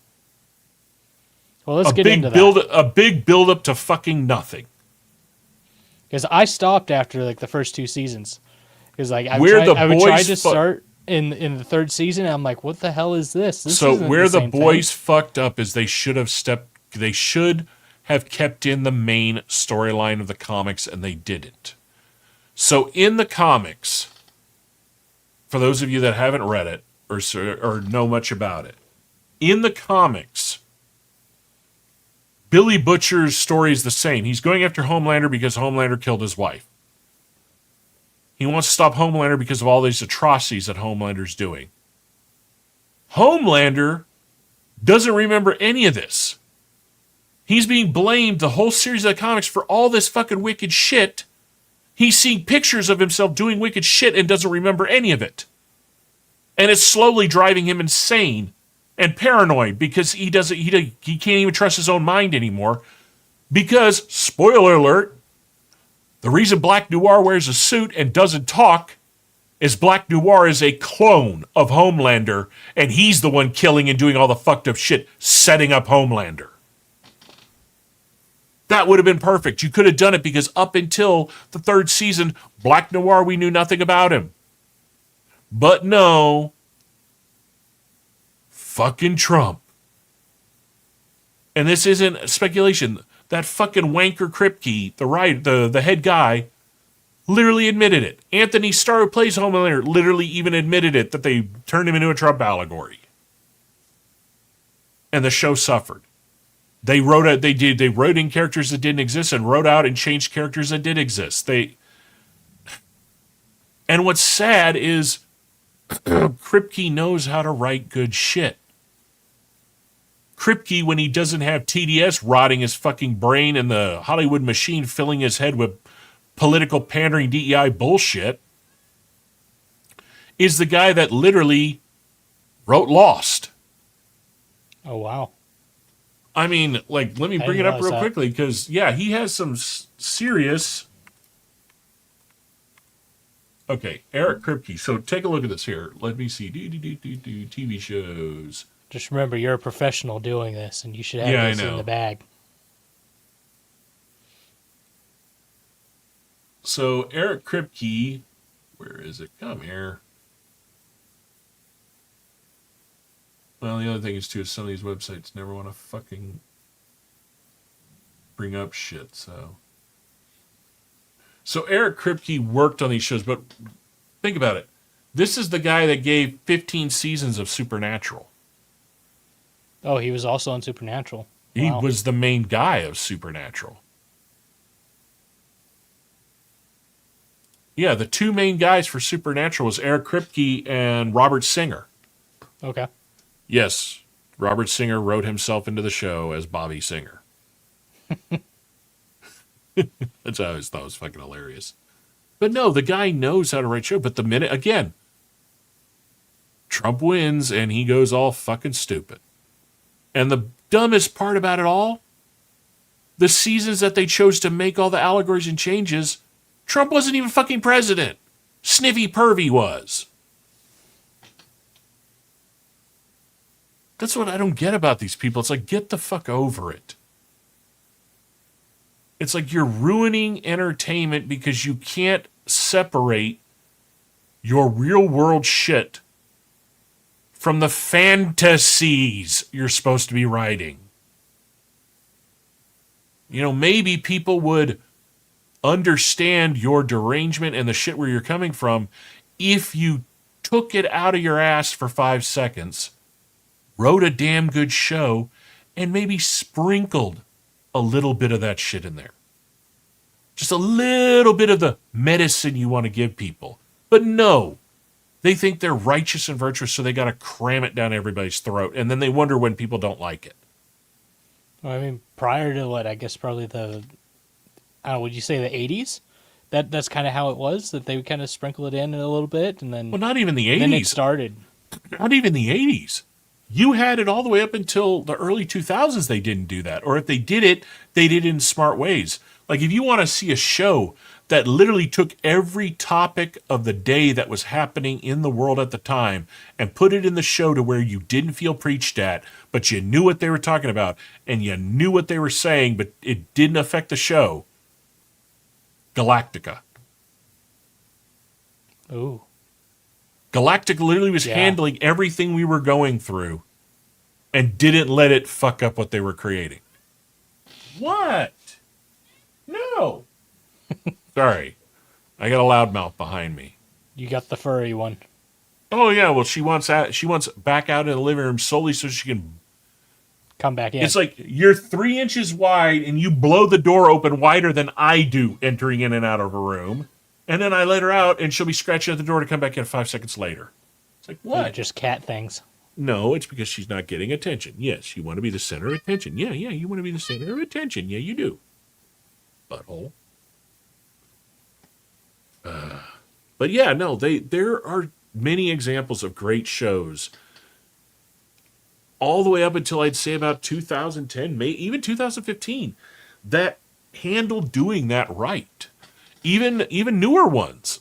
Sadly, though, the newer ones that did it right didn't last because the show in a whole wasn't good enough, or people didn't give it a chance. Because let's face it, it is harder now, I would say, to get a show to go the distance because of the fact with all the streaming, everything that's out there, there's so much shit coming out on such a random schedule now.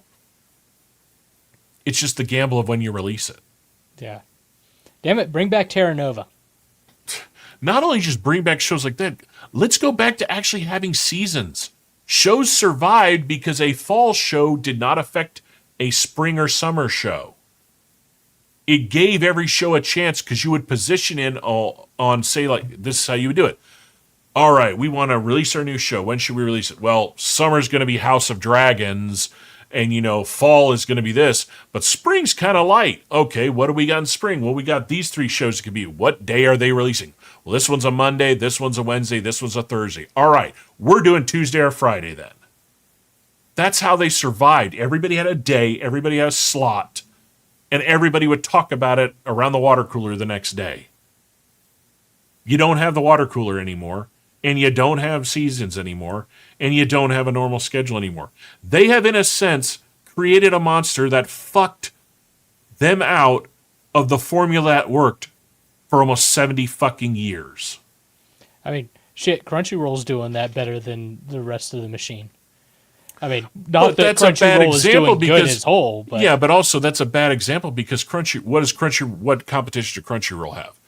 The few things that Netflix gets or makes, an HD dive if you really want to, suck on the Amazon Bezos tit to get it.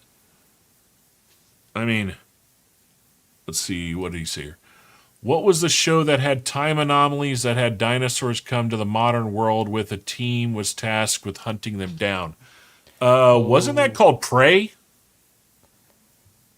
That might have been. Hold on. You got me I got to look, Entity. What was the show that had time anomalies? No, I don't think it was the show Prey.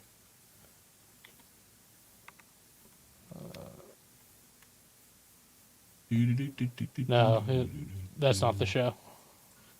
Okay, Entity, or was it? Are you talking one that was like in the last couple of days, like last couple of years, or was this an older show? Because you've got 3 shows that kind of match that criteria. You got La Brea, which was the most recent. In 2011, you had Terra Nova, and then before Terra Nova in 2007, 2011, you had Primeval. Well, I mean, you also have Avatar if you want to put that in the same category. Well, no, but that's not what he's talking about. I know what he's talking about, but the thing is like Terra Nova kind of fits in there, but Terra Nova only had 1 season. La Brea was kind of time loopy, but the animals were only stuck in the past that they were in. I think what you're talking about is Primeval. Because, yeah, Primeval, let read the synopsis. Primeval is a British science fiction television series. Follows a team of scientists tasked with investigating the appearance of temporal anomalies across the UK through which prehistoric and futuristic creatures enter into their time and space. Yeah, I think you were talking about Primeval Entity, and I remember that one. In fact, if I'm not mistaken, you can stream one or two of the seasons through the Sci-Fi app, or it might be through the BBC app.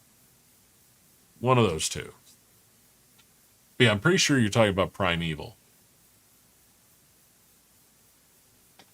Another good show, actually. I want to say I saw at least 2 seasons of that, because I think at the time it came out, it was any of it.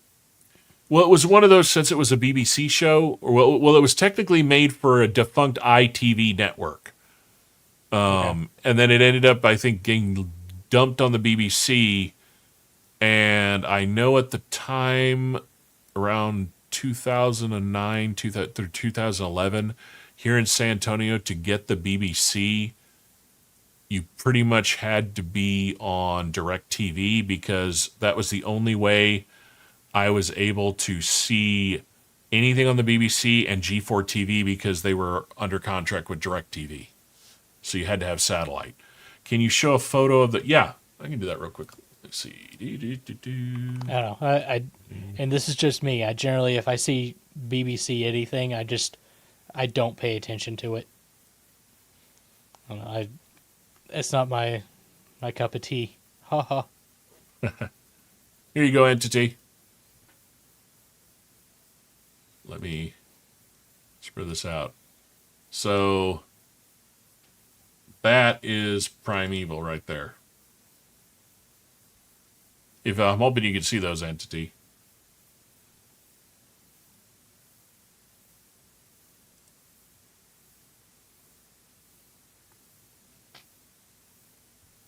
Give him a second to see if you can see him. But yeah, I think that's the one you were thinking of, Entity, because that pretty much matches the description of what you're saying. And remembering bits and pieces of the show that I saw, I remember specific episodes where there were raptors in a bowling alley. I'm pretty sure it was this one.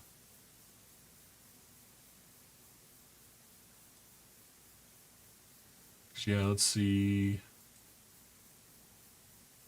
Let me go to remove this and share this one.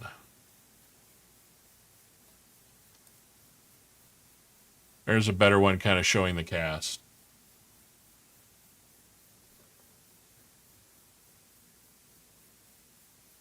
And I do actually remember it because I thought the chick with the short hair was hot. The one on the right? Yeah.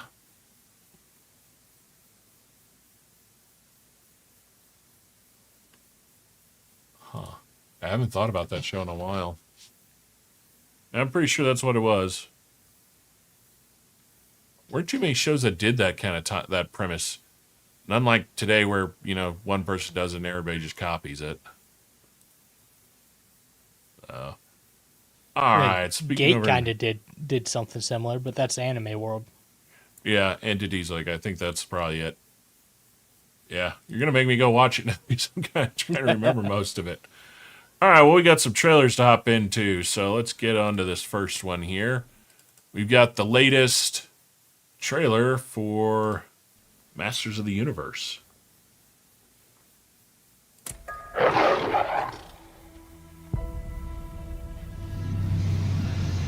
Hopefully this is better than the first one. I hope so.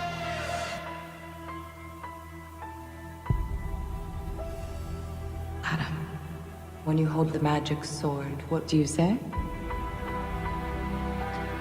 By the power of Grayskull. Go on.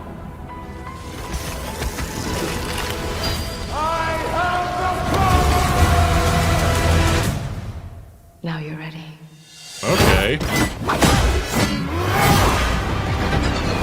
Now that's how they should have done the first one. Yeah. I am a devil, but I mean to be a god. Okay. One of my So far, the scopes would do. graphics You look are pretty he good. who will Yeah, no restore kidding. peace to Eternia. Skeletor took my family, and he destroyed our world. I'm gonna fight for it. Skeletor did nothing wrong.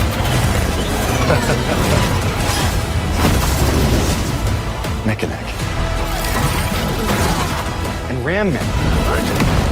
Hell yeah! And you, Fisto!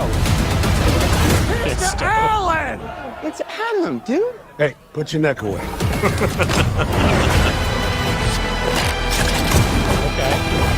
I can get behind this Show you one. what reading power. The other trailers weren't that Yeah, the other trailer was Time for hit or talk is miss. good.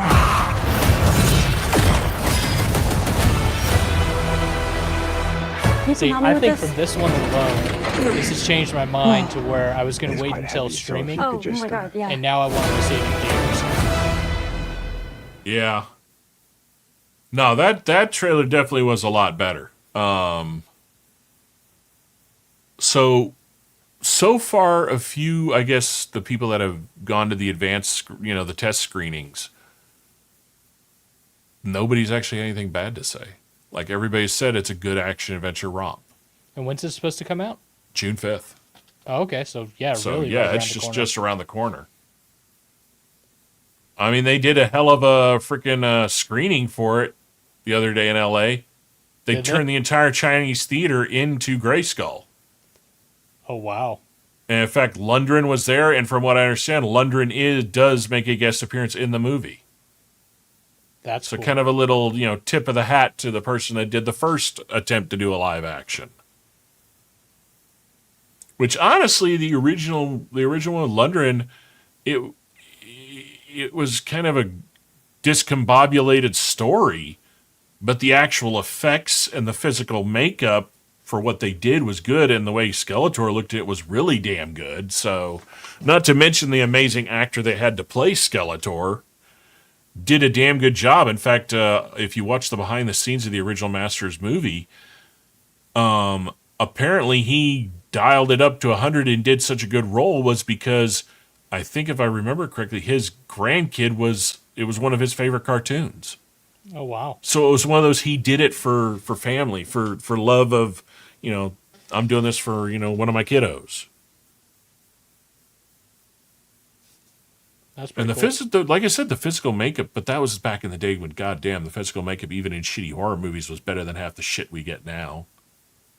I wish they would go away from using so much goddamn CGI. Physical makeup has such a better look to it when done right, especially because where CGI fails the most is lighting. The lighting does not look natural because it isn't. Like, there's only been a few movies I've seen where the lighting was perfect, but that's because they went above and beyond and used the mocap. When they did the mocap, they actually used a system that registered the lighting. So they knew where, okay, there should be more shadow here, there should be more contrast here, there should be more field of depth here. One amazing scene of how they did that correctly was the Suicide Squad. The scene where Peacemaker and him are fighting and you're watching the fight through the contour of his helmet as the camera's moving around from Yeah. the chroma of his helmet. They did that using that effect of the light, the contour. They actually filmed the scene of them fighting on a metal sphere, reflective sphere, and then use that same sphere in the mocap. So they went through like multiple steps to get that effect to look as good as it did, the way it should. And the problem is a lot of these teams, I don't think they're not given the time to do that. That's the problem with CGI. You need the fucking time and you need a clear direction. And I think a lot of these projects, they just don't fucking have either. Well, and it also feels like a lot of these teams, right? They're such silos that they don't then after the fact go and watch what another team did to be like, oh, hey, that was really cool. Let me go figure out how I can incorporate that, and try to make it better. They're just like, hey, this is what I know, and I'm just going to keep churning this out. Yeah, well, a lot of times too, Corridor Crew did a video a while back breaking down why some CGI looks amazing and some doesn't. And they actually broke down how a lot of the industry how the delegation and the editing and how all that comes to be. And the movies where it really sucks, it comes down to a pish-posh of three different things. One, the director is never there telling the CGI teams what they need. They're hands off until like the preview of the first draft. And by then, so much money and time has gone by, the second factor kicks in. Yeah, they don't have the time to correct it. And then the third factor of how they do it, sometimes they come in and they'll have one studio do it, another studio do it, a third studio do it, and they'll pick whichever is the budget friendly. But then that studio, by the end of those decisions, again, the second factor kicks in, don't have the time to fucking finish it. Or they're not given enough time to finish it. So it's basically, it all comes down to directors not allocating time and resources properly, which really mainly comes down to producers and the money people. Like what made Godzilla -1 so amazing is the fact that the director was there every day in the same room, the CGI people rolling from one station to another. No, change this. I like that. No, let's keep that. No, do that. So they weren't listing without a rudder. He had full control of the ship the whole damn time. Though that can easily get into a very strict micromanagement, which, I mean, in some cases you need, but, I mean, I'm sorry. They're artists in their own right. When you're dealing with a $200 million budget, micromanage all the fuck you want. That's way too much money to fuck around with. And that's the problem. You get a lot of these directors that... Then you're also dealing with the directors that think they're too big to fail, too. Like what we're about to see with Christopher Nolan. Yeah, he should hang it up already. Oh, it's gotten to the point where there are several... the ball is in motion where people are putting in the idea to the Greek government to step in. Because you're fucking with their history. Fuck. Their culture. And their arguments are bullshit. They're just like the upcoming Odyssey or whatever? Yep. Just like their arguments when they did Cleopatra were bullshit. Like they're trying to say Nuango for Helen Troy is not that big of a change and that there could be a possibility she was and yada, yada, yada. It's like she was from Macedonia and described as light-skinned blonde, which even for them at that time would have made her a rarity. Because I don't know if most of y'all people have ever been no mean Greek people, but blonde ain't a hair color that's really prominent. A lot of brown and black hair. That's about it. And no offense, but their women also tend to be, like, hairy. But, yeah, it's one of those that's like, they did the same, like I was saying, they did the same bullshit with Cleopatra. The activist assholes turned her,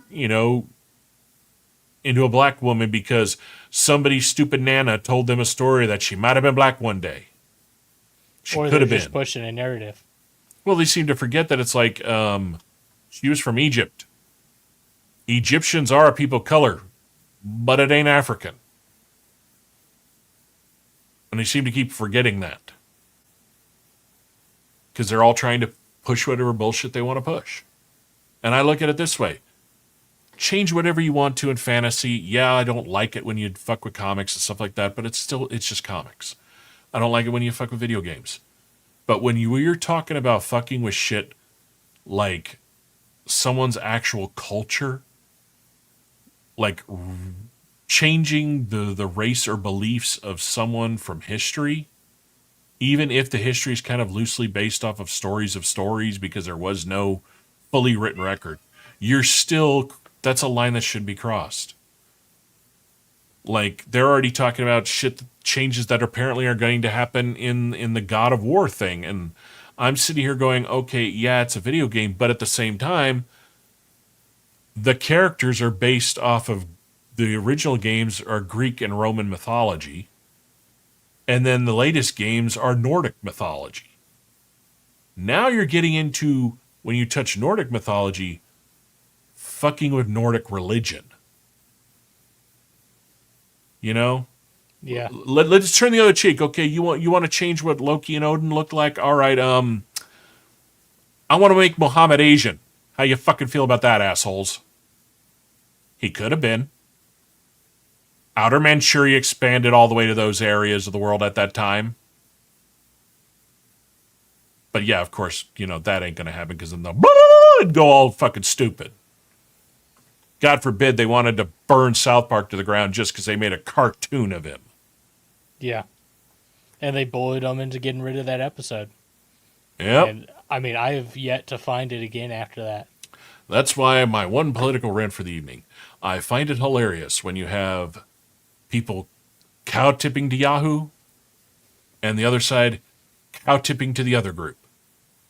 When in reality, both religious and political leaders of those either side wouldn't give a flying fuck if you burned and died.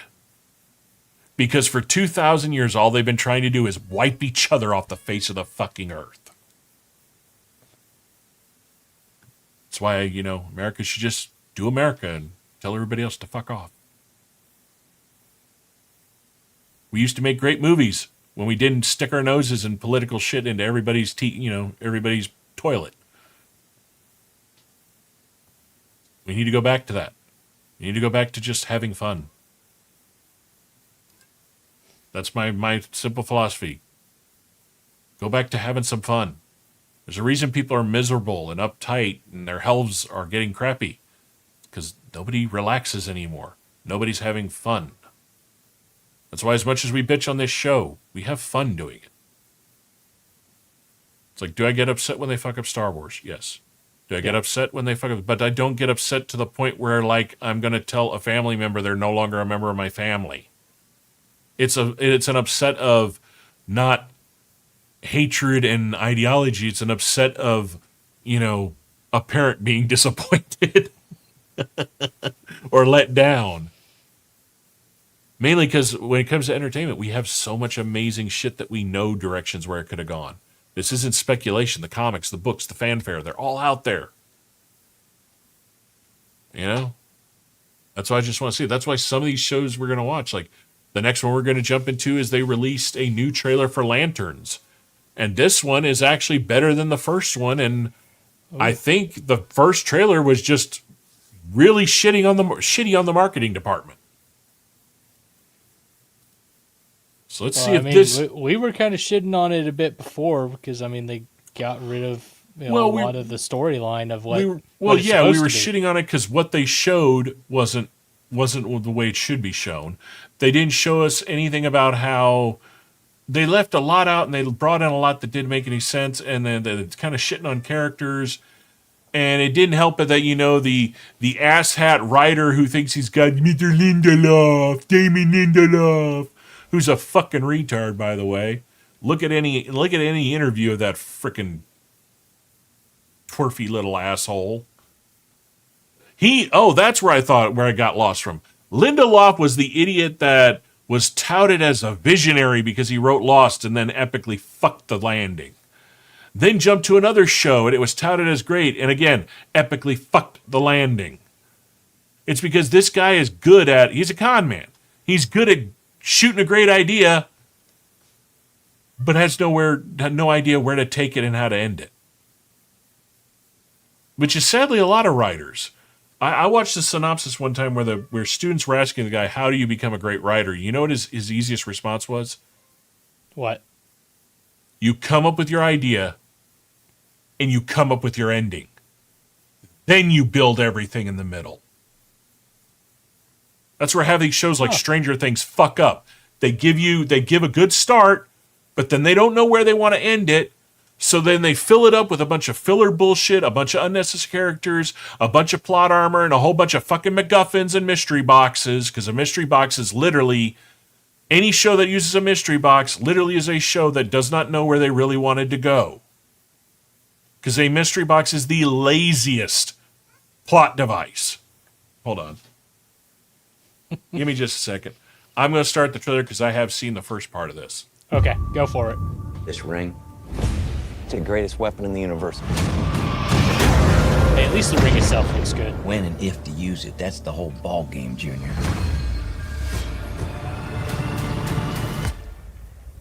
Did you just use that ring to counterfeit money? No. Okay, now it was pointed out that is not how their constructs work, how but you it got is it. kind of funny. The ring. It is kind of funny. You know how I got it. I sure as hell didn't interview for it. Oh, well, shit, maybe you should have. Power like that, shouldn't you have to work for it? I've been doing this since you were a baby. And the only way you're gonna get this ring is over my dead fucking body. So this is the one concern I have with this show right now. Okay. Are we really going to make the original Green Lantern the jaded fucking douchebag white guy that the DEI representation now has to take over the mantle and be the better of the two? Can we not just have the original Green Lantern be kind of jaded because he's been doing this for years and has seen no betterment of anything? Like, I'm hoping they go in the direction that he's just kind of an ass because he's lost people and he's not seen the world get better. But I mean, it's already showing, you know, the whole DEI thing with this character right now. Well, I say like, DEI. why does this I say character even I say exist? DEI in the fact. Okay, I will say DEI not in the sense because the character he's supposed to be playing has always been a man of color, but he was never Hal Jordan in a sense replacement. He was basically just another Lantern. I use the word DEI because of how they're probably going to write this character. How can he be another Lantern because he's also from Earth? That I can't answer because I don't remember how. I'm not familiar enough with the Lanterns in the sense of how Hal Jordan and him came to be about at the same time, because technically there were three at one time. You had Hal Jordan, I'm trying to think of his name and I'm blanking on it. You had Hal Jordan, Guy Gardner, and him all at the same time, and I think it was due to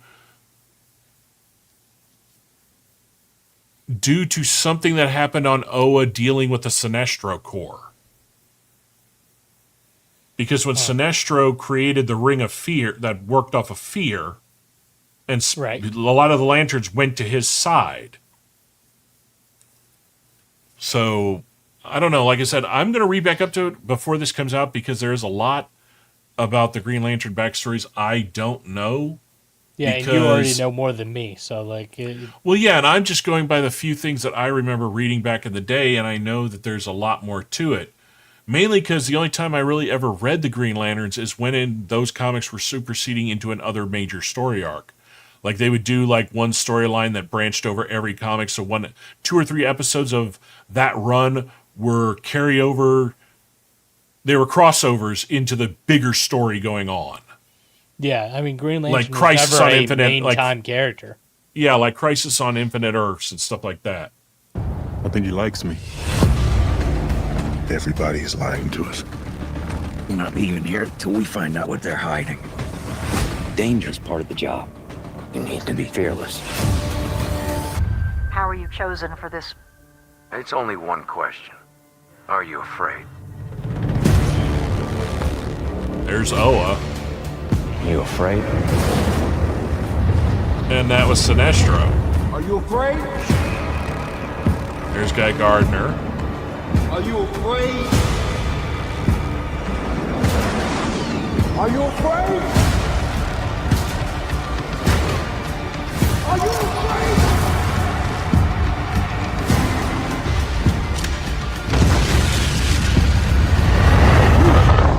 I was raised fearless, and I'll do this better than he's ever done it before. See, that line I don't care for. John Stewart. Yeah. John Stewart, okay, yeah. So see, I don't know. There's a lot. This trailer is definitely a lot better than the first one. It does make me kind of want to watch it just to see where they go. But at the same time, a lot of the dialogue choices make me really question it. Like, it really points down the line of, we're going to bring in this guy, and this guy's just automatically going to do it better than the other guy. And it's like, why do we keep doing this shit? It's like, the last 9 times you fucktards have tried this shit, did it fucking work? Did the fans like it? No, it bombed and was literally toilet water. Yeah, it's touted as one of the worst movies of all time. Yeah, so it's like, I don't know. There might be one more trailer and that may change it. Who knows? I don't know. Then it also raises in the question of, why are they on Earth checking out this town that apparently looks like it's probably going to be, you know, Zeke Smile R Us?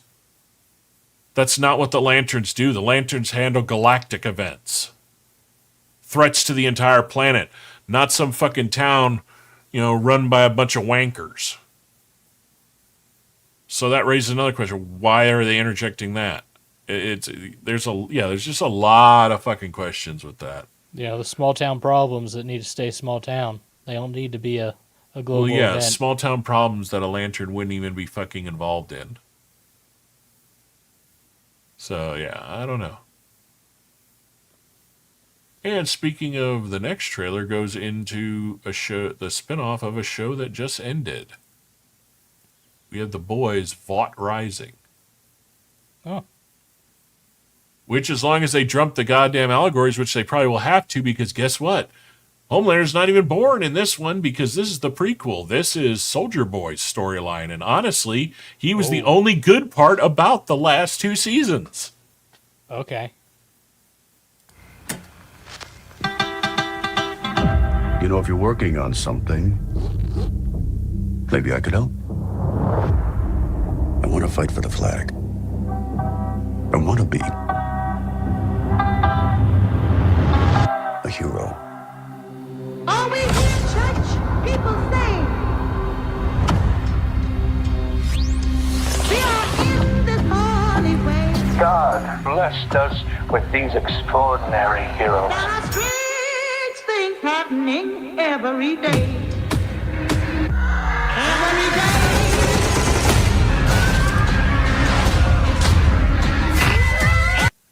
See, this works to their advantage in the sense that when you do want to bring up some of the issues they're trying to shoehorn into shit now that really are not as prevalent as everybody wants to cry and claim victim that they are, they actually did exist back in the 50s. Mm. So there you go, Hollywood. There's your a perfect thing for you to do right there. You want to tout all your fucking Fruit Loopy as US is, you know, Zeke Smiley as much as fashy thingy that you think it is. Just write stories based in the 40s and 50s. Because that's when it actually was like that, you asshats. You know, when I grew up in the 90s, it wasn't until you fuckers needed to play victim and brought it all back.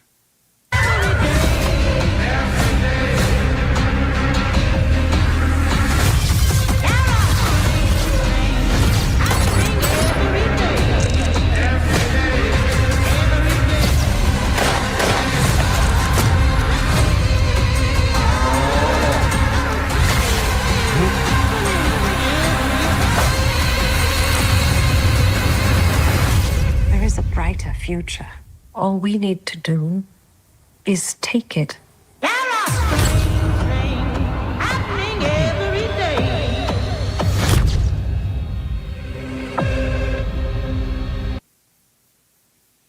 And see, that makes me feel the way I did when I saw the first trailer for The Boys before it came out.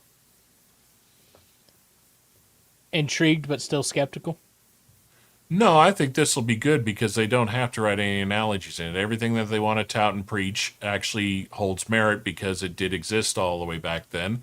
And the only character you know anything about in this show is literally her character, because she's the one that is Stormfront in The Boys. So we already know that is the doctor that creates Compound V. That's his wife, and she's also a fucking Nazi. Or she was. So we already know about her story, and we know where Soldier Boy's ends, but his doesn't end until, I think it's like 20 years after that. Maybe a little longer. It was like mid-70s to 80s is when they put him on ice.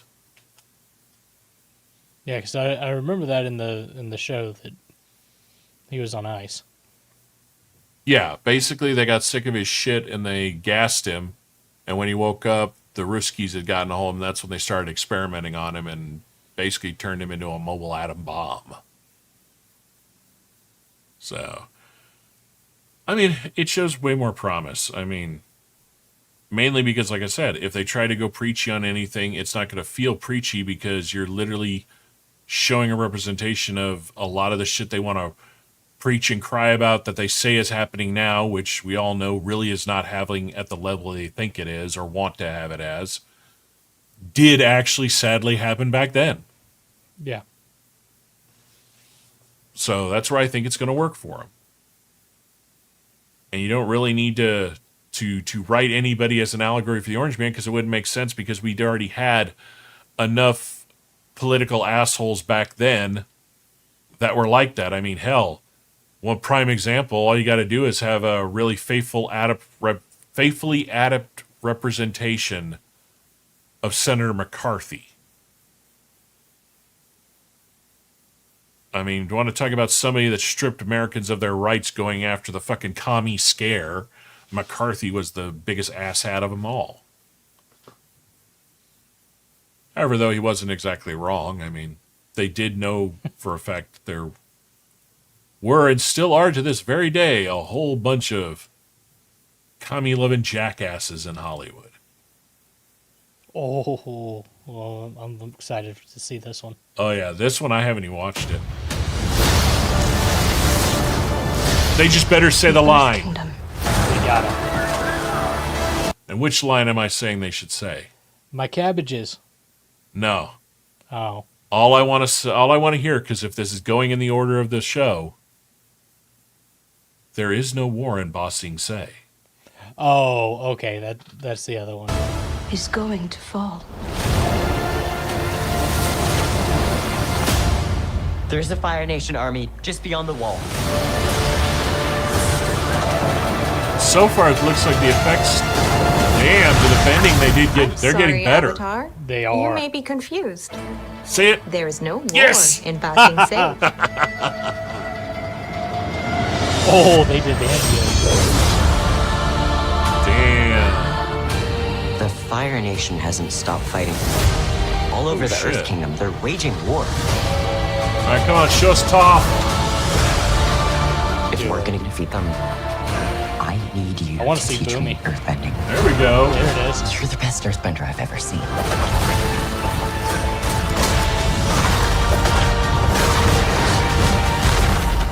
This is the Avatar? Zuzu, he's a little boy.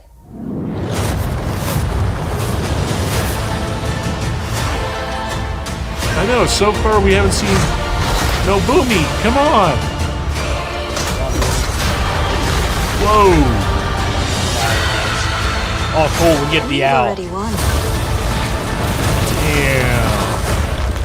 The question is, how much are you willing to lose?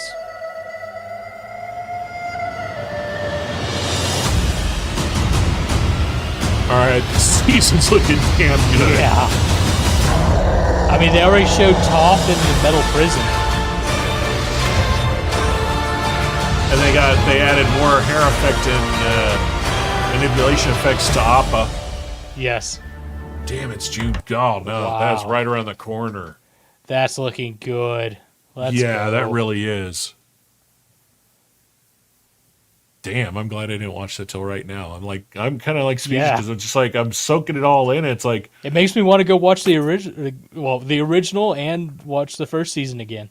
oh, I did that before the first season of live action. I'll probably do it again. Yeah. I am disappointed. No Boomy, though. I mean, we're going to get him. You can't do this arc without him, but yes, I would like to see him. We need Boomy, and we need him riding his coffin like a sled through the city. Yes. and Boomy just laughing and acting like the total madman that he is. Oh, I can't wait to see the part where they get encased in the rock ring. Yeah. Hold on. I want to look here. Let's see.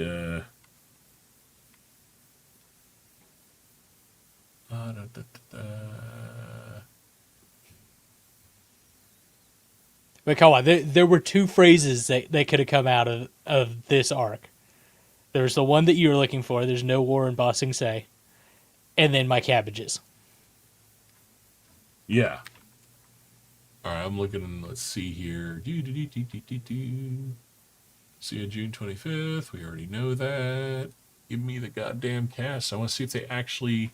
I can't remember when we looked at this the last time if... I mean, it's been a moment since we looked. Yeah, if they had said who was going to play Boomy.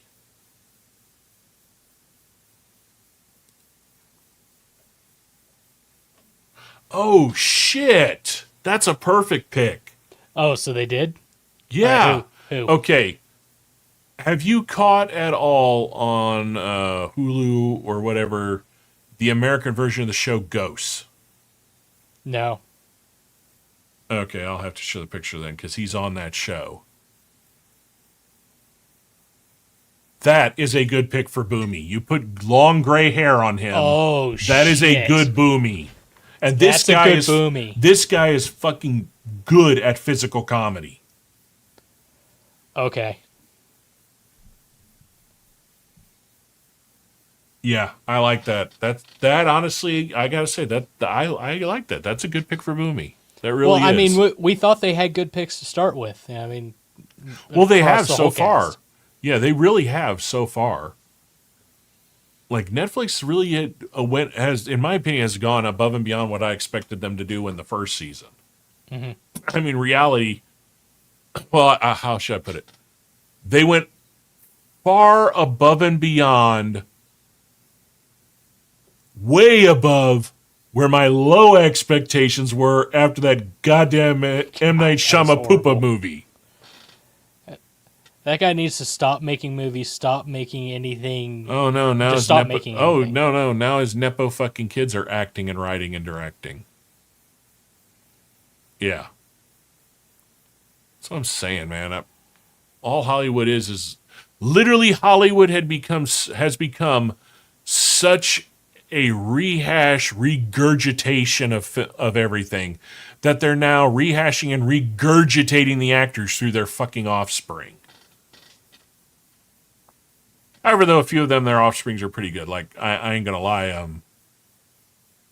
Johnny Depp's daughter's fucking hot as hell. and a total psychotic train wreck, so that kind of works. Yeah, that one was kind of expected. But yeah, no, it's like, when it comes to like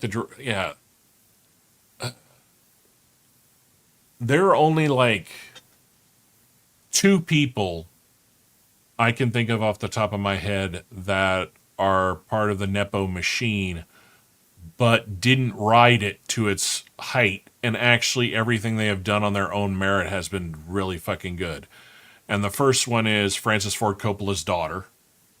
Okay. She, by her own right, is a damn good writer and director. She really is. And the other one... Well, and didn't you say that like Benedict Cumberbatch, like that's not his like real name or whatever, because it was somebody else that was. No. What you're thinking about is Nicolas Cage. That's it. Nicolas Cage is Francis Ford Coppola's nephew. He changed his name so he wouldn't. For many years at the beginning of his career, nobody knew that was his uncle, and he did that intentionally. I mean, a lot of people know now.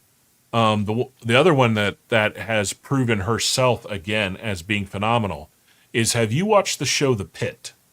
Yes. Okay, the girl with the glasses, the autistic doctor? Yes. Do you know who that is? No, I don't. That's Bryan Cranston's daughter. Really? Yes. That's Walter White's daughter. No kidding. And she literally, in my opinion, has done the best portrayal of a high-functioning autistic person that's ever been put to film. Like, her portrayal is fucking perfect. So much so that the Autism Society has praised her role as being the most true-to-faith accurate representation of the typical autistic person that is functioning out in the workforce. That whole show is just goddamn good. Yeah. Like, just the whole format of the way of doing it, too. Every season is an entire day. It's a single day. Single day of their shift. And I love how they don't sugarcoat anything. Like, honestly, even when they brought in the issue of ICE, the way they did it in this past, Yes.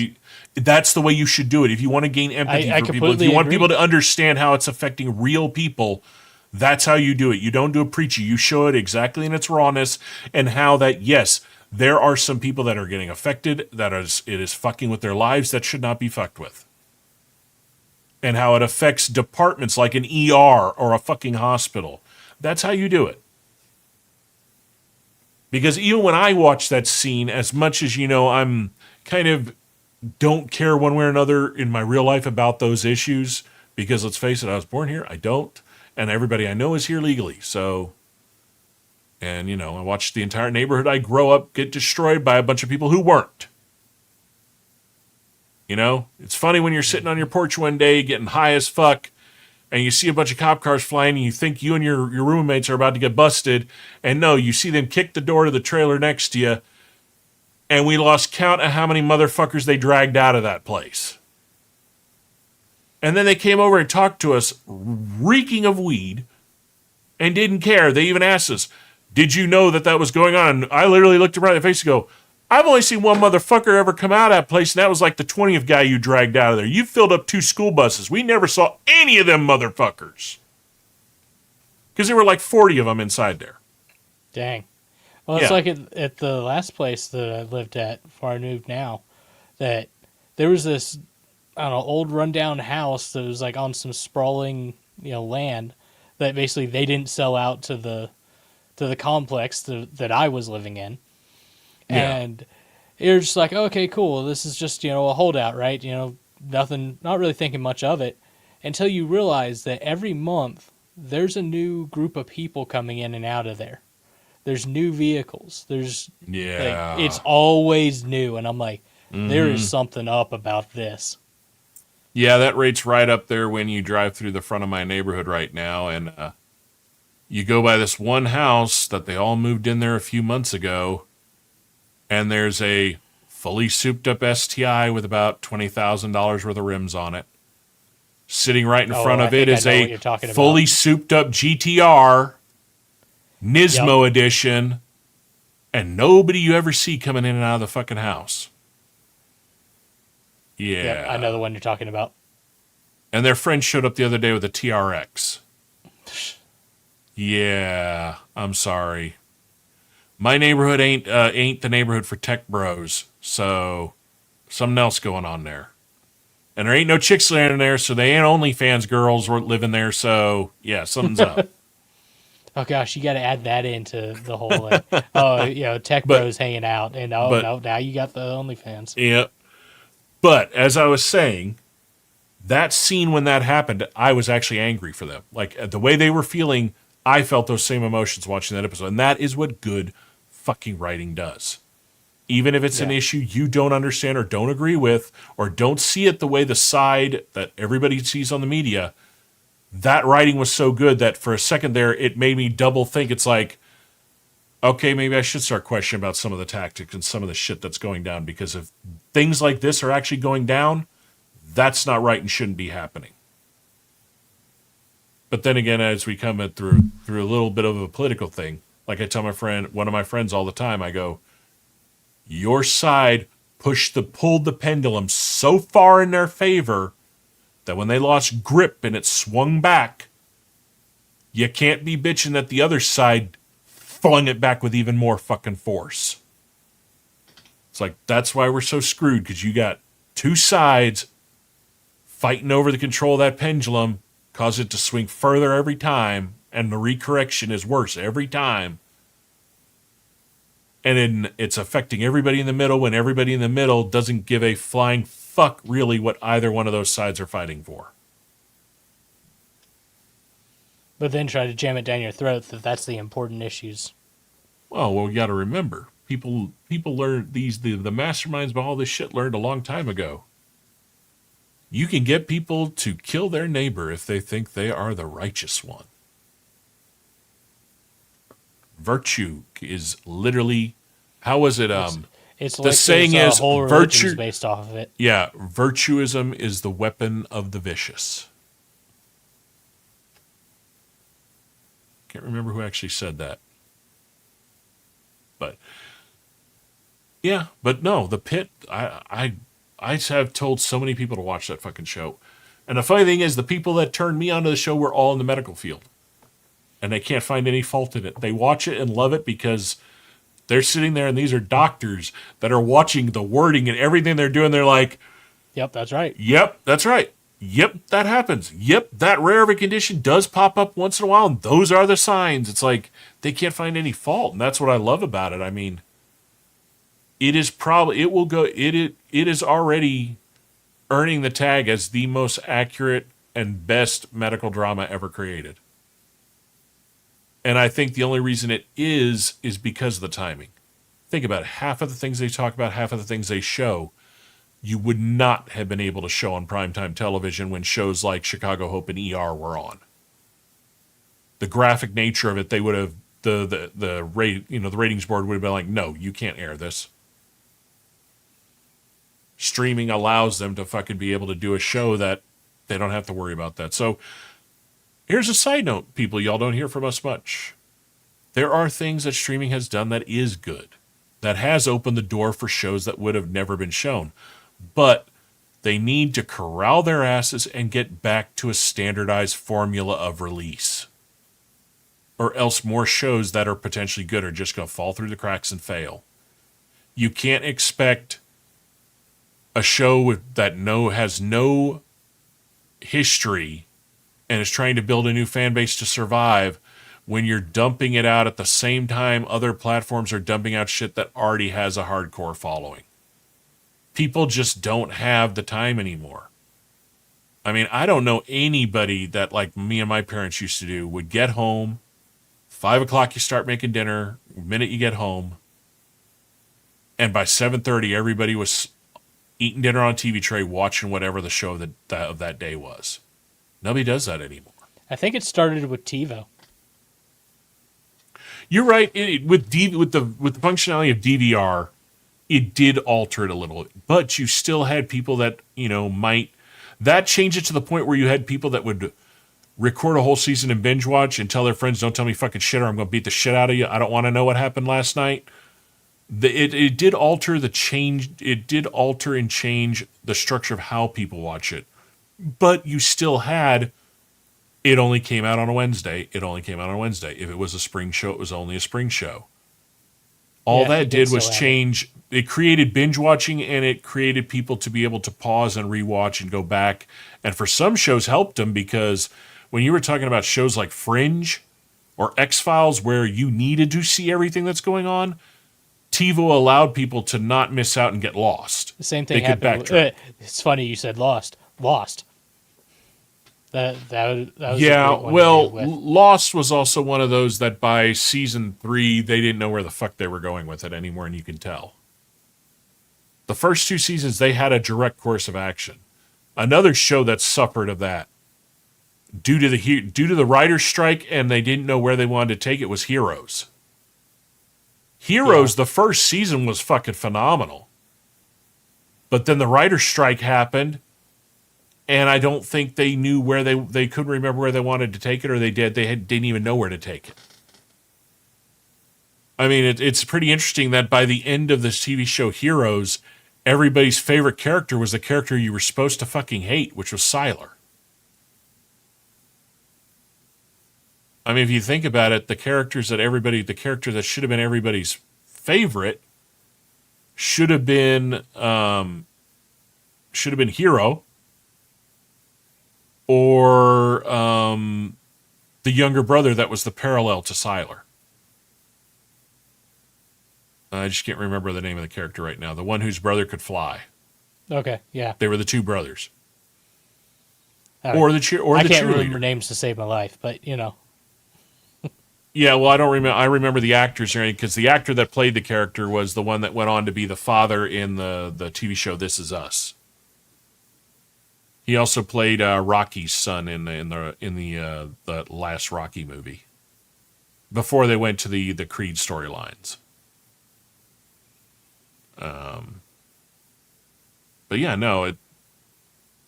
There are ways to correct streaming, but the problem is they don't care to now. They make all their money off of people binging, and they produce so much crap. It's kind of like where YouTube's the same. YouTube and streaming, they're all kind of linked together. They're not marketing towards us, people that actually appreciate things, people that build collections and rewatch things. They're trying to build everything to these 10-second brain retards who can't even fucking read. You got an entire generation growing up that literally do not have parents that are bringing all these old things to them anymore. And they're all based on an iPad. Yeah, well, they're all sucked up into their stupid phones. That's what I'm saying. The minute YouTube went to slop and shit like TikTok came about, you instantly brain rotted 50% of the population that's alive. I mean, and even before that with Vine. I mean, Vine wasn't as bad, but it was a chink in the armor. Yeah, well, what filled it up is the 10-second formula, and then YouTube bringing on shorts, Facebook even doing their short format. Just the whole idea of shorts, it's dumb. It should have never happened. Like, the only thing, shorts existed, it was called a trailer. It led you into wanting to watch the full fucking thing. I just can't stand it. Like, half of my feed, I have to scroll through all this dumbass shit. And the worst part is, especially when it comes to these damn girls, they're all replicating what the last one just fucking did. There's nothing original. It's 10,000 videos of every bitch doing the same dumb fucking 10-second retard dance. Yeah, I think that those, the social media dances are the worst things in the world. Oh, the social media dances are the same dumb joke. And fucking all Instagram has turned into is the PG-13 rated of every bitch's OnlyFans and Fansly link. And the short format on Instagram is even more atrocious. Like, I could turn on my phone right now and I will have to, if I go to I will have to scroll, and the weird part is I'm not following any of these people, so why the fuck is it in my feed? It's all these chicks, and they're never the same. Like, one will be a goth, one will be this, one will be Asian, one will be black, one will be this. And they're all the same 10-second video with the same subtitle. All of them are doing the same motion. It's literally them simulating that they're going up and down, and it literally says, "He said we're just friends after one beer." I have seen literally thousands of those come across my feed. And I'm like, why is this even in my fucking feed? It's like I follow tattoo artists, photographers, videographers, airsoft people, and coffee people. I don't have no e-hoes that I follow. So if the algorithm is supposed to be doing what it's supposed to be doing, why am I seeing all these fucking whores? Because they're pushing an agenda. It's just bullshit, man. Talking to a friend the other day about all of this. And to prove how brainwashed he is, and if he's watching, you know you are the one I'm talking about. We brought up the OF and the effects on society and the 10-second generation. More expanded on what we're talking about right now. Okay. You want to know what his dumbass response to the OF and OF type situation is? What? He has no problem with it because it's giving these girls independence. I literally, like, we were talking over the phone, if he was in front of me, I would have really looked him right in the face, walked over to my computer, and turned on all of the people who suck the Smurf dick, who word for word say that same goddamn response, and then look at him and say, "And you're not in a cult, motherfucker?" Independence my ass. Damn. Yeah. I'm looking at him like, do you even know the fucking statistics that literally only about 10% of the women that are on that platform are even in any level of a top earning spot? That 90% don't make high revenue out of that. That a good 50% of that 90 barely even see 500 a month from doing it.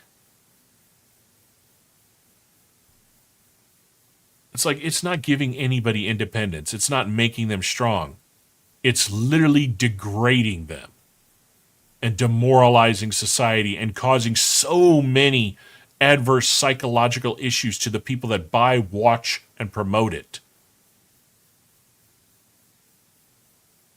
And it just blows my mind that people can actually think in any level it's a good idea. And this is the same idiot. And yeah, I'm calling you an idiot, you Greek freak. That 10 years ago would have opposed it. That 10 years ago would have wanted to have nothing to do with any woman that was on something like that.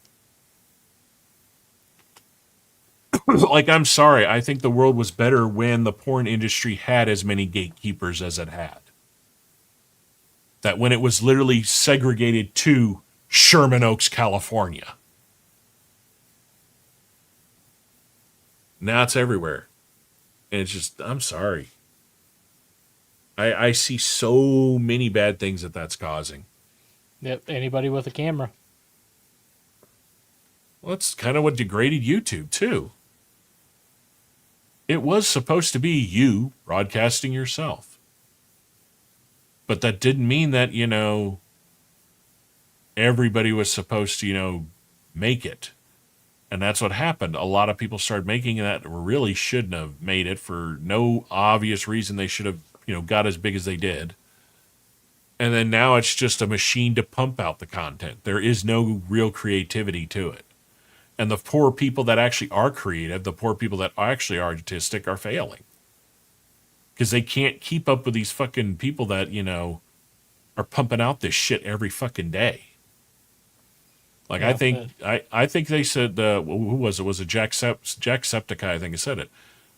As much as I enjoy some of the things, well, the earlier things Mr. Beast used to do, now the videos are just becoming very, very demented. Yeah, they're just like, hey, how much money can I throw around? Oh, no. They're becoming literally our world's version of the Hunger Games. I'll pay $200,000 to whoever can stay in this store the longest. Dude, the amount of psychological shit that will fuck with someone's head after a month of no TV and no social interaction. Like, I love all these people in the comments of that video. They're all like, oh, I could do this for 6 months. I could do this. It's like, no, you wouldn't. It's like you would start losing it. It's like people don't understand how isolation really affects people. That's because none of them have ever been in prison. It fucks with you, isolation. But what fucks with you even more is when you're isolated in an area with a whole bunch of people that are the worst of humanity. That's another reason why I love it. I love that when people try to write redemption and story arcs and get it wrong. It's like all these idiots writing bad guys as the misunderstood. They're not evil, they're just misunderstood. It's like, bitch, go to a prison for a week and stay in a room with someone that's a class 3 or above. Yeah, like, people don't realize there really is true evil in this world. Oh, yeah. And it's not as far-fetched and a faraway island as a lot of people like to believe. Nope. They're in every city in a nice building that they can't get out of, where they rightfully should be permanently. Because I met a few that, yeah, there was no humanity left in them at all. They did not care about anybody or anything at all. Like, I encountered one guy that I can say is the only person I have ever met in my life that being around him, every hair stood up on end. Being around him, hearing him talk just made you sick to your stomach and chills. Like, he was so unnerving, you would get sick around him. And lo and behold, he was arrested. He was being held to be extradited for murder and literally was bragging at the fact that the one they got him for, they missed like the other 30. And didn't care. He didn't fucking care at all. People were not people to him. They were cattle. Yeah. It's crazy. And after that experience, that's when my entire thinking process of humanity changed. Because once you meet real evil, that's what irritates me the most when you see these stories and they're like, he was arrested 37 times, then why the fuck is he still out? Or like the poor girl in the subway, 17 times. What the fuck? While I can understand where people are coming from when they want to play good and give people a second chance, I think after like the 5th time, there is no more chances. Yeah, like there's a time and place for second chances, but you get past that pretty quick. Yeah, well, the funny thing is you look at a lot of these ones recently, what blew my mind is you look into them. You look into them and you're like, okay, yeah, well, person's been arrested 16 times.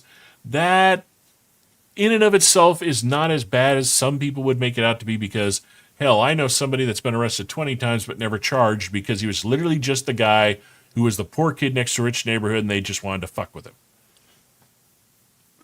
He was the scapegoat for everybody. Did he ever actually do any of those things they accused him? No. He was just a guy they could fuck with. But when you look at somebody who's been, arrested 20 times and, the first 2, theft of a Cracker Jack box, stole some food, this, that. But then the 7th and 8th one was burglary, assault and battery, attempted murder, grand theft auto. It's like, this is an escalation, motherfuckers. There is no more chances for this person. This is lock them up, throw away the key. Because by that point, they don't care and they've been institutionalized.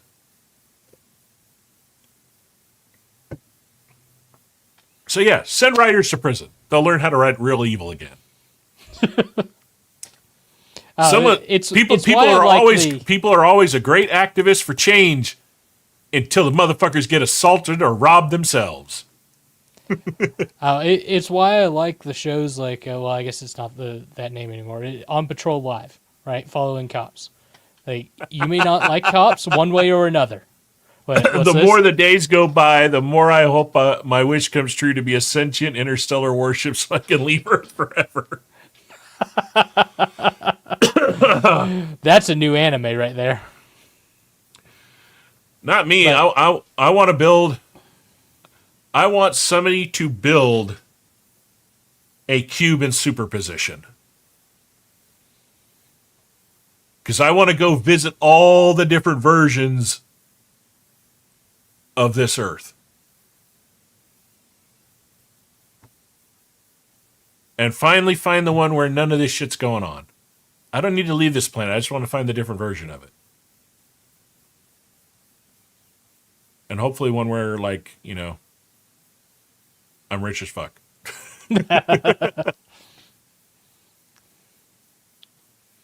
Really don't care about that. I just want to go, I want to see different realities. That's what I would love to see.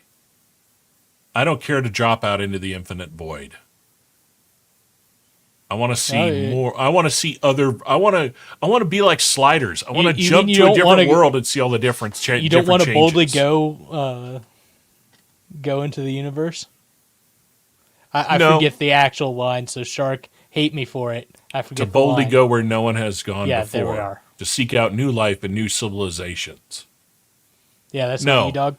No, not me, for the simple fact that I know my luck. I'd go out into the void and see all this amazing stuff, and then the first planet I come across, they'd be like, your people seem barbaric. We're going to kill you and follow where your ship came from. And then I die, and then 2, I die knowing I'm the guy that just fried everybody else. Oh, yeah, you're definitely a red shirt. Just boom, instantly. Not even step foot completely on the planet. Just boom, right there on the ramp. Or if anything, man, I'd love to jump in the future, see where everything lands. I'm just curious. Because where we're heading now, I don't see a Star Trek future happening. I see where everything is going right now. I see more something closer to Equilibrium or A Brave New World being our future. All right. Especially with places like UK and everybody getting as motarded as they've gotten. I mean, seriously, how motarded and ballless and spineless do you have to be to you come to a scene of an incident where someone is running away bleeding and you put them in cuffs, not the asshole with the knife, and then you let the poor guy bleed to death? That's just fucking stupid. I agree. I think that we're going to get to the point, like, we've talked about it before, that one episode of Orville, where it's a social media society, and it's all based on your popularity score, just like China is. Come on, Wolf, you don't want to full send it into the void listening to us to the movie Day After Tomorrow. Well, no. I'm trying to wonder what Entity said. He said, you don't want to full send it into the void. Oh. You said listening to West Virginia. Were you trying to say listening to something? I don't know. We'll wait to see if he responds. No. Shark's one was, no, the future. If future is a movie, it's The Day After Tomorrow. I'm trying to remember, how did Day After Tomorrow go? Hi, Shark. We miss you too, bud. Yeah. Hope you start feeling better, man. He got auto texted.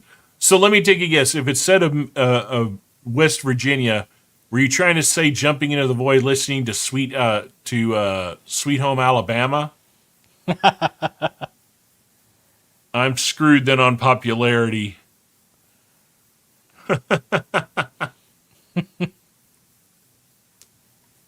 No, Shark, I got you saying Day After Tomorrow, but Entity's last one, we were wondering what he said because Autotext decided to fuck up his response. I hate Autotext, man. Is it me, or ever since AI got implemented Autotext, it's gotten even stupider? Yeah. Like, well, I mean, I've seen where, again, it's on YouTube, so we'll see how it is. But where it's like people get a hold of like these in China phones. Oh, right. And it's not Shark. It's Miss Shark right now. I forgot she came in tonight. That's right. Take me home, West Virginia, to the place I belong. Oh, you're talking about John Denver. That's the song he's saying to hop out into the void is John Denver. You know, it's the Take Me Home, Country Home. Yeah. I know that's what he's talking about. I don't know, man. If I was going to jump out into the void rocking to a song, I think it would be Fortunate Son. just hanging out of a space helicopter. Now, Miss Shark just said it correctly. Yeah, it's John Denver, Country Roads. Yes. I always remember that song because in the second Kingsman movie, Merlin detonates the mine he's standing on singing that song. I forgot about that. You're right. Another amazing actor, man, Mark Strong. That's why I want Squadron 42 to come out, man. I just want to see all the cut scenes. So it's going to be a badass little mini movie. Man. I mean, shoot, Star Citizen's at that point where it's, if all you're doing is watching it, it just looks like a movie. Yeah. No, it is visually one of the most beautiful games I have ever played. Like, when they finally get a ship close to gold standard, I am blown away by how much fucking detail and how many little things they've added in. Like, all the way down to, the Tiburon. When you fire up the laser, all of the ballast, so you got the whole spinning structure of the lance. I don't call it a laser, I call it a lance. Of the lance in the center of the ship on the top. Then you've got all these port exchangers. All the port exchangers flip open in stage, so 1, 2, 3, 4, 5, 5, 6, all the way down on both sides. Then they start sucking in and then firing out exhaust flames then the actual spindle of the lance starts spinning, and it spins so fast that it heats up and creates arc sparks all over the top of it, and then the lance fires. That's cool. That's just on the weapon of the ship. Now think about the rest of it. I don't know. See, I wouldn't know anything about that because y'all just stick me in the engineering room and say, all right, get to work, rat. Oh, damn, dude. That is a... dude, Entity, I have not heard that song in forever, but that's a good song. Space Lord by Monster Magnet. Oh, yeah. Dude, that was a good... Monster Magnet was actually a very underrated band, man. They never really did get where they should have. Because at the time they came out, they got overshadowed by, like, Rob Zombie and Power Man 5000 and all these other bands that used a whole lot of gimmicks and sound alterations and stage shows. Monster Magnet literally was just 5 guys on a stage with instruments, the lead singer standing in front, and he'd have a fan on him, and that was it. Just pure rock and roll is rock and roll. And everybody else was all doing the side shows, because that was the era of Rob Zombie's first solo album. Marilyn Manson's Antichrist Superstar was out.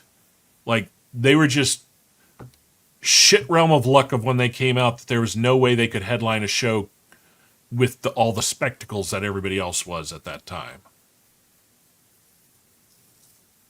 And let's face it, Power Man 5000 really only got as good as it was because they had a leg in. Spider, the lead singer, is Rob Zombie's little brother. Nah, Space Lord would be a better song entity, way better. So, on that note, I think this is a good point to hit it's a for good the night. stopping point. Yeah. So what do you got going on for the next 2 weeks? Let's see. Well, I mean, it's Memorial Day weekend, so we're going to do Memorial Day weekend things. Got my brother's birthday coming up this coming week, so we're going to be celebrating that. It's going to be a good time. Outside of that, probably go see Mandalorian and Grogu. It has Star Wars in it, so I'm going to go see it. Even if it ends up being bad, I'm going to see it. Because that's just who I am as a Star Wars fan. But then I definitely can't wait for, was it, you said June 5th? Yeah, June 5th. I even forget the name of the show. But, June 5th we got coming out, so it'll be fun. Cool. Well, the first time I heard the song was from a Dead Game, Space Lords. It was a fun game, but look at the trailer, but keep it muted because it uses the song. We'll put it on for next show, man. I'll put it on the list, and I'm definitely going to check it out, too, because I didn't know that I don't remember ever hearing about the song being used in a game or anything. I know a lot of TV shows and movies used it, especially they used it cutting out the vocal and just using that badass fucking guitar riff that's in it. Yeah, for me, just working on this room, getting cameras back up so I actually have a camera functioning again.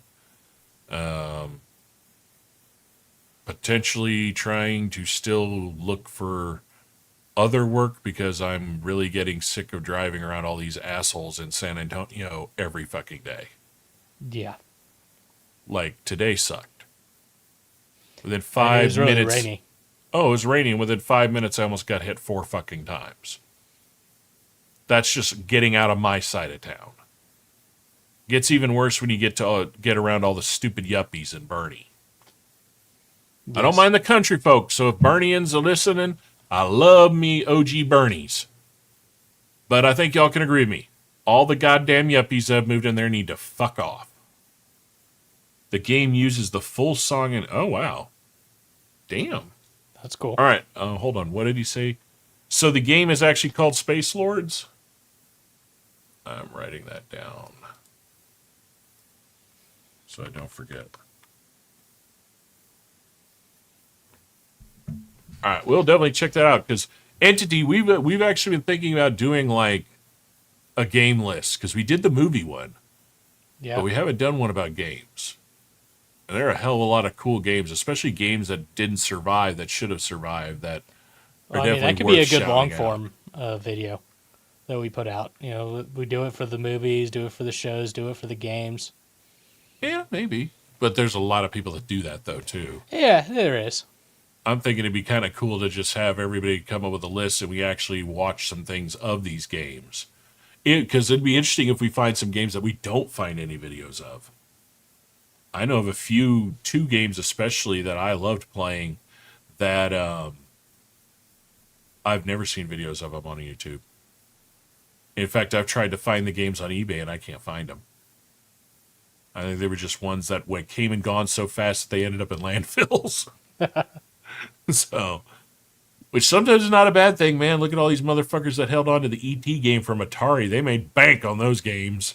That they did. Kind of wish I had, because I had that goddamn game. I actually played that stupid game. Hey, man, for Atari, anything that was more than black and white, when you go from Pong, anything in 3-bit color was like, woo! Then it went to 6-bit, and then to 12-bit, then to 16 and 32. It just kept coming and going. And now we got something like Star Citizen, and it's just insane. Well, you got even more than that. Jesus Christ. I mean, look at fucking Cyberpunk 2077. Yeah. I was playing that earlier today, and I forgot with the new update. Like, when you have a graphics card and a system that can handle it, and you put everything all the way up, Night City is alive. Like, it's insane the amount of people walking around, the conversations they're having. There is a whole... Like, you just stand on a corner, and there's a whole story unfolding around you with all the people around you. But if you have a system that can't do the crowd, like, at full level, then it kind of doesn't do the same thing. You only got, like, 7 NPCs at a time around you, and they're not really doing shit except walking. But when you fully crank it up, yeah, it's pretty impressive. Cool. So, all right, everybody. Well, thank you for joining in. We will see you on 2 weeks at the same time, 7:30. Feel free to like, comment, subscribe below. We have a link to our Discord in there. We'd love to hear from you. NTD, good to see you again. Miss Shark, glad to see you hopping in. Tell your hubby we hope he's feeling better, and we will talk to both of y'all later. Until then, everybody, as always, stay heavily caffeinated and heavily opinionated. We'll see you in 2 weeks.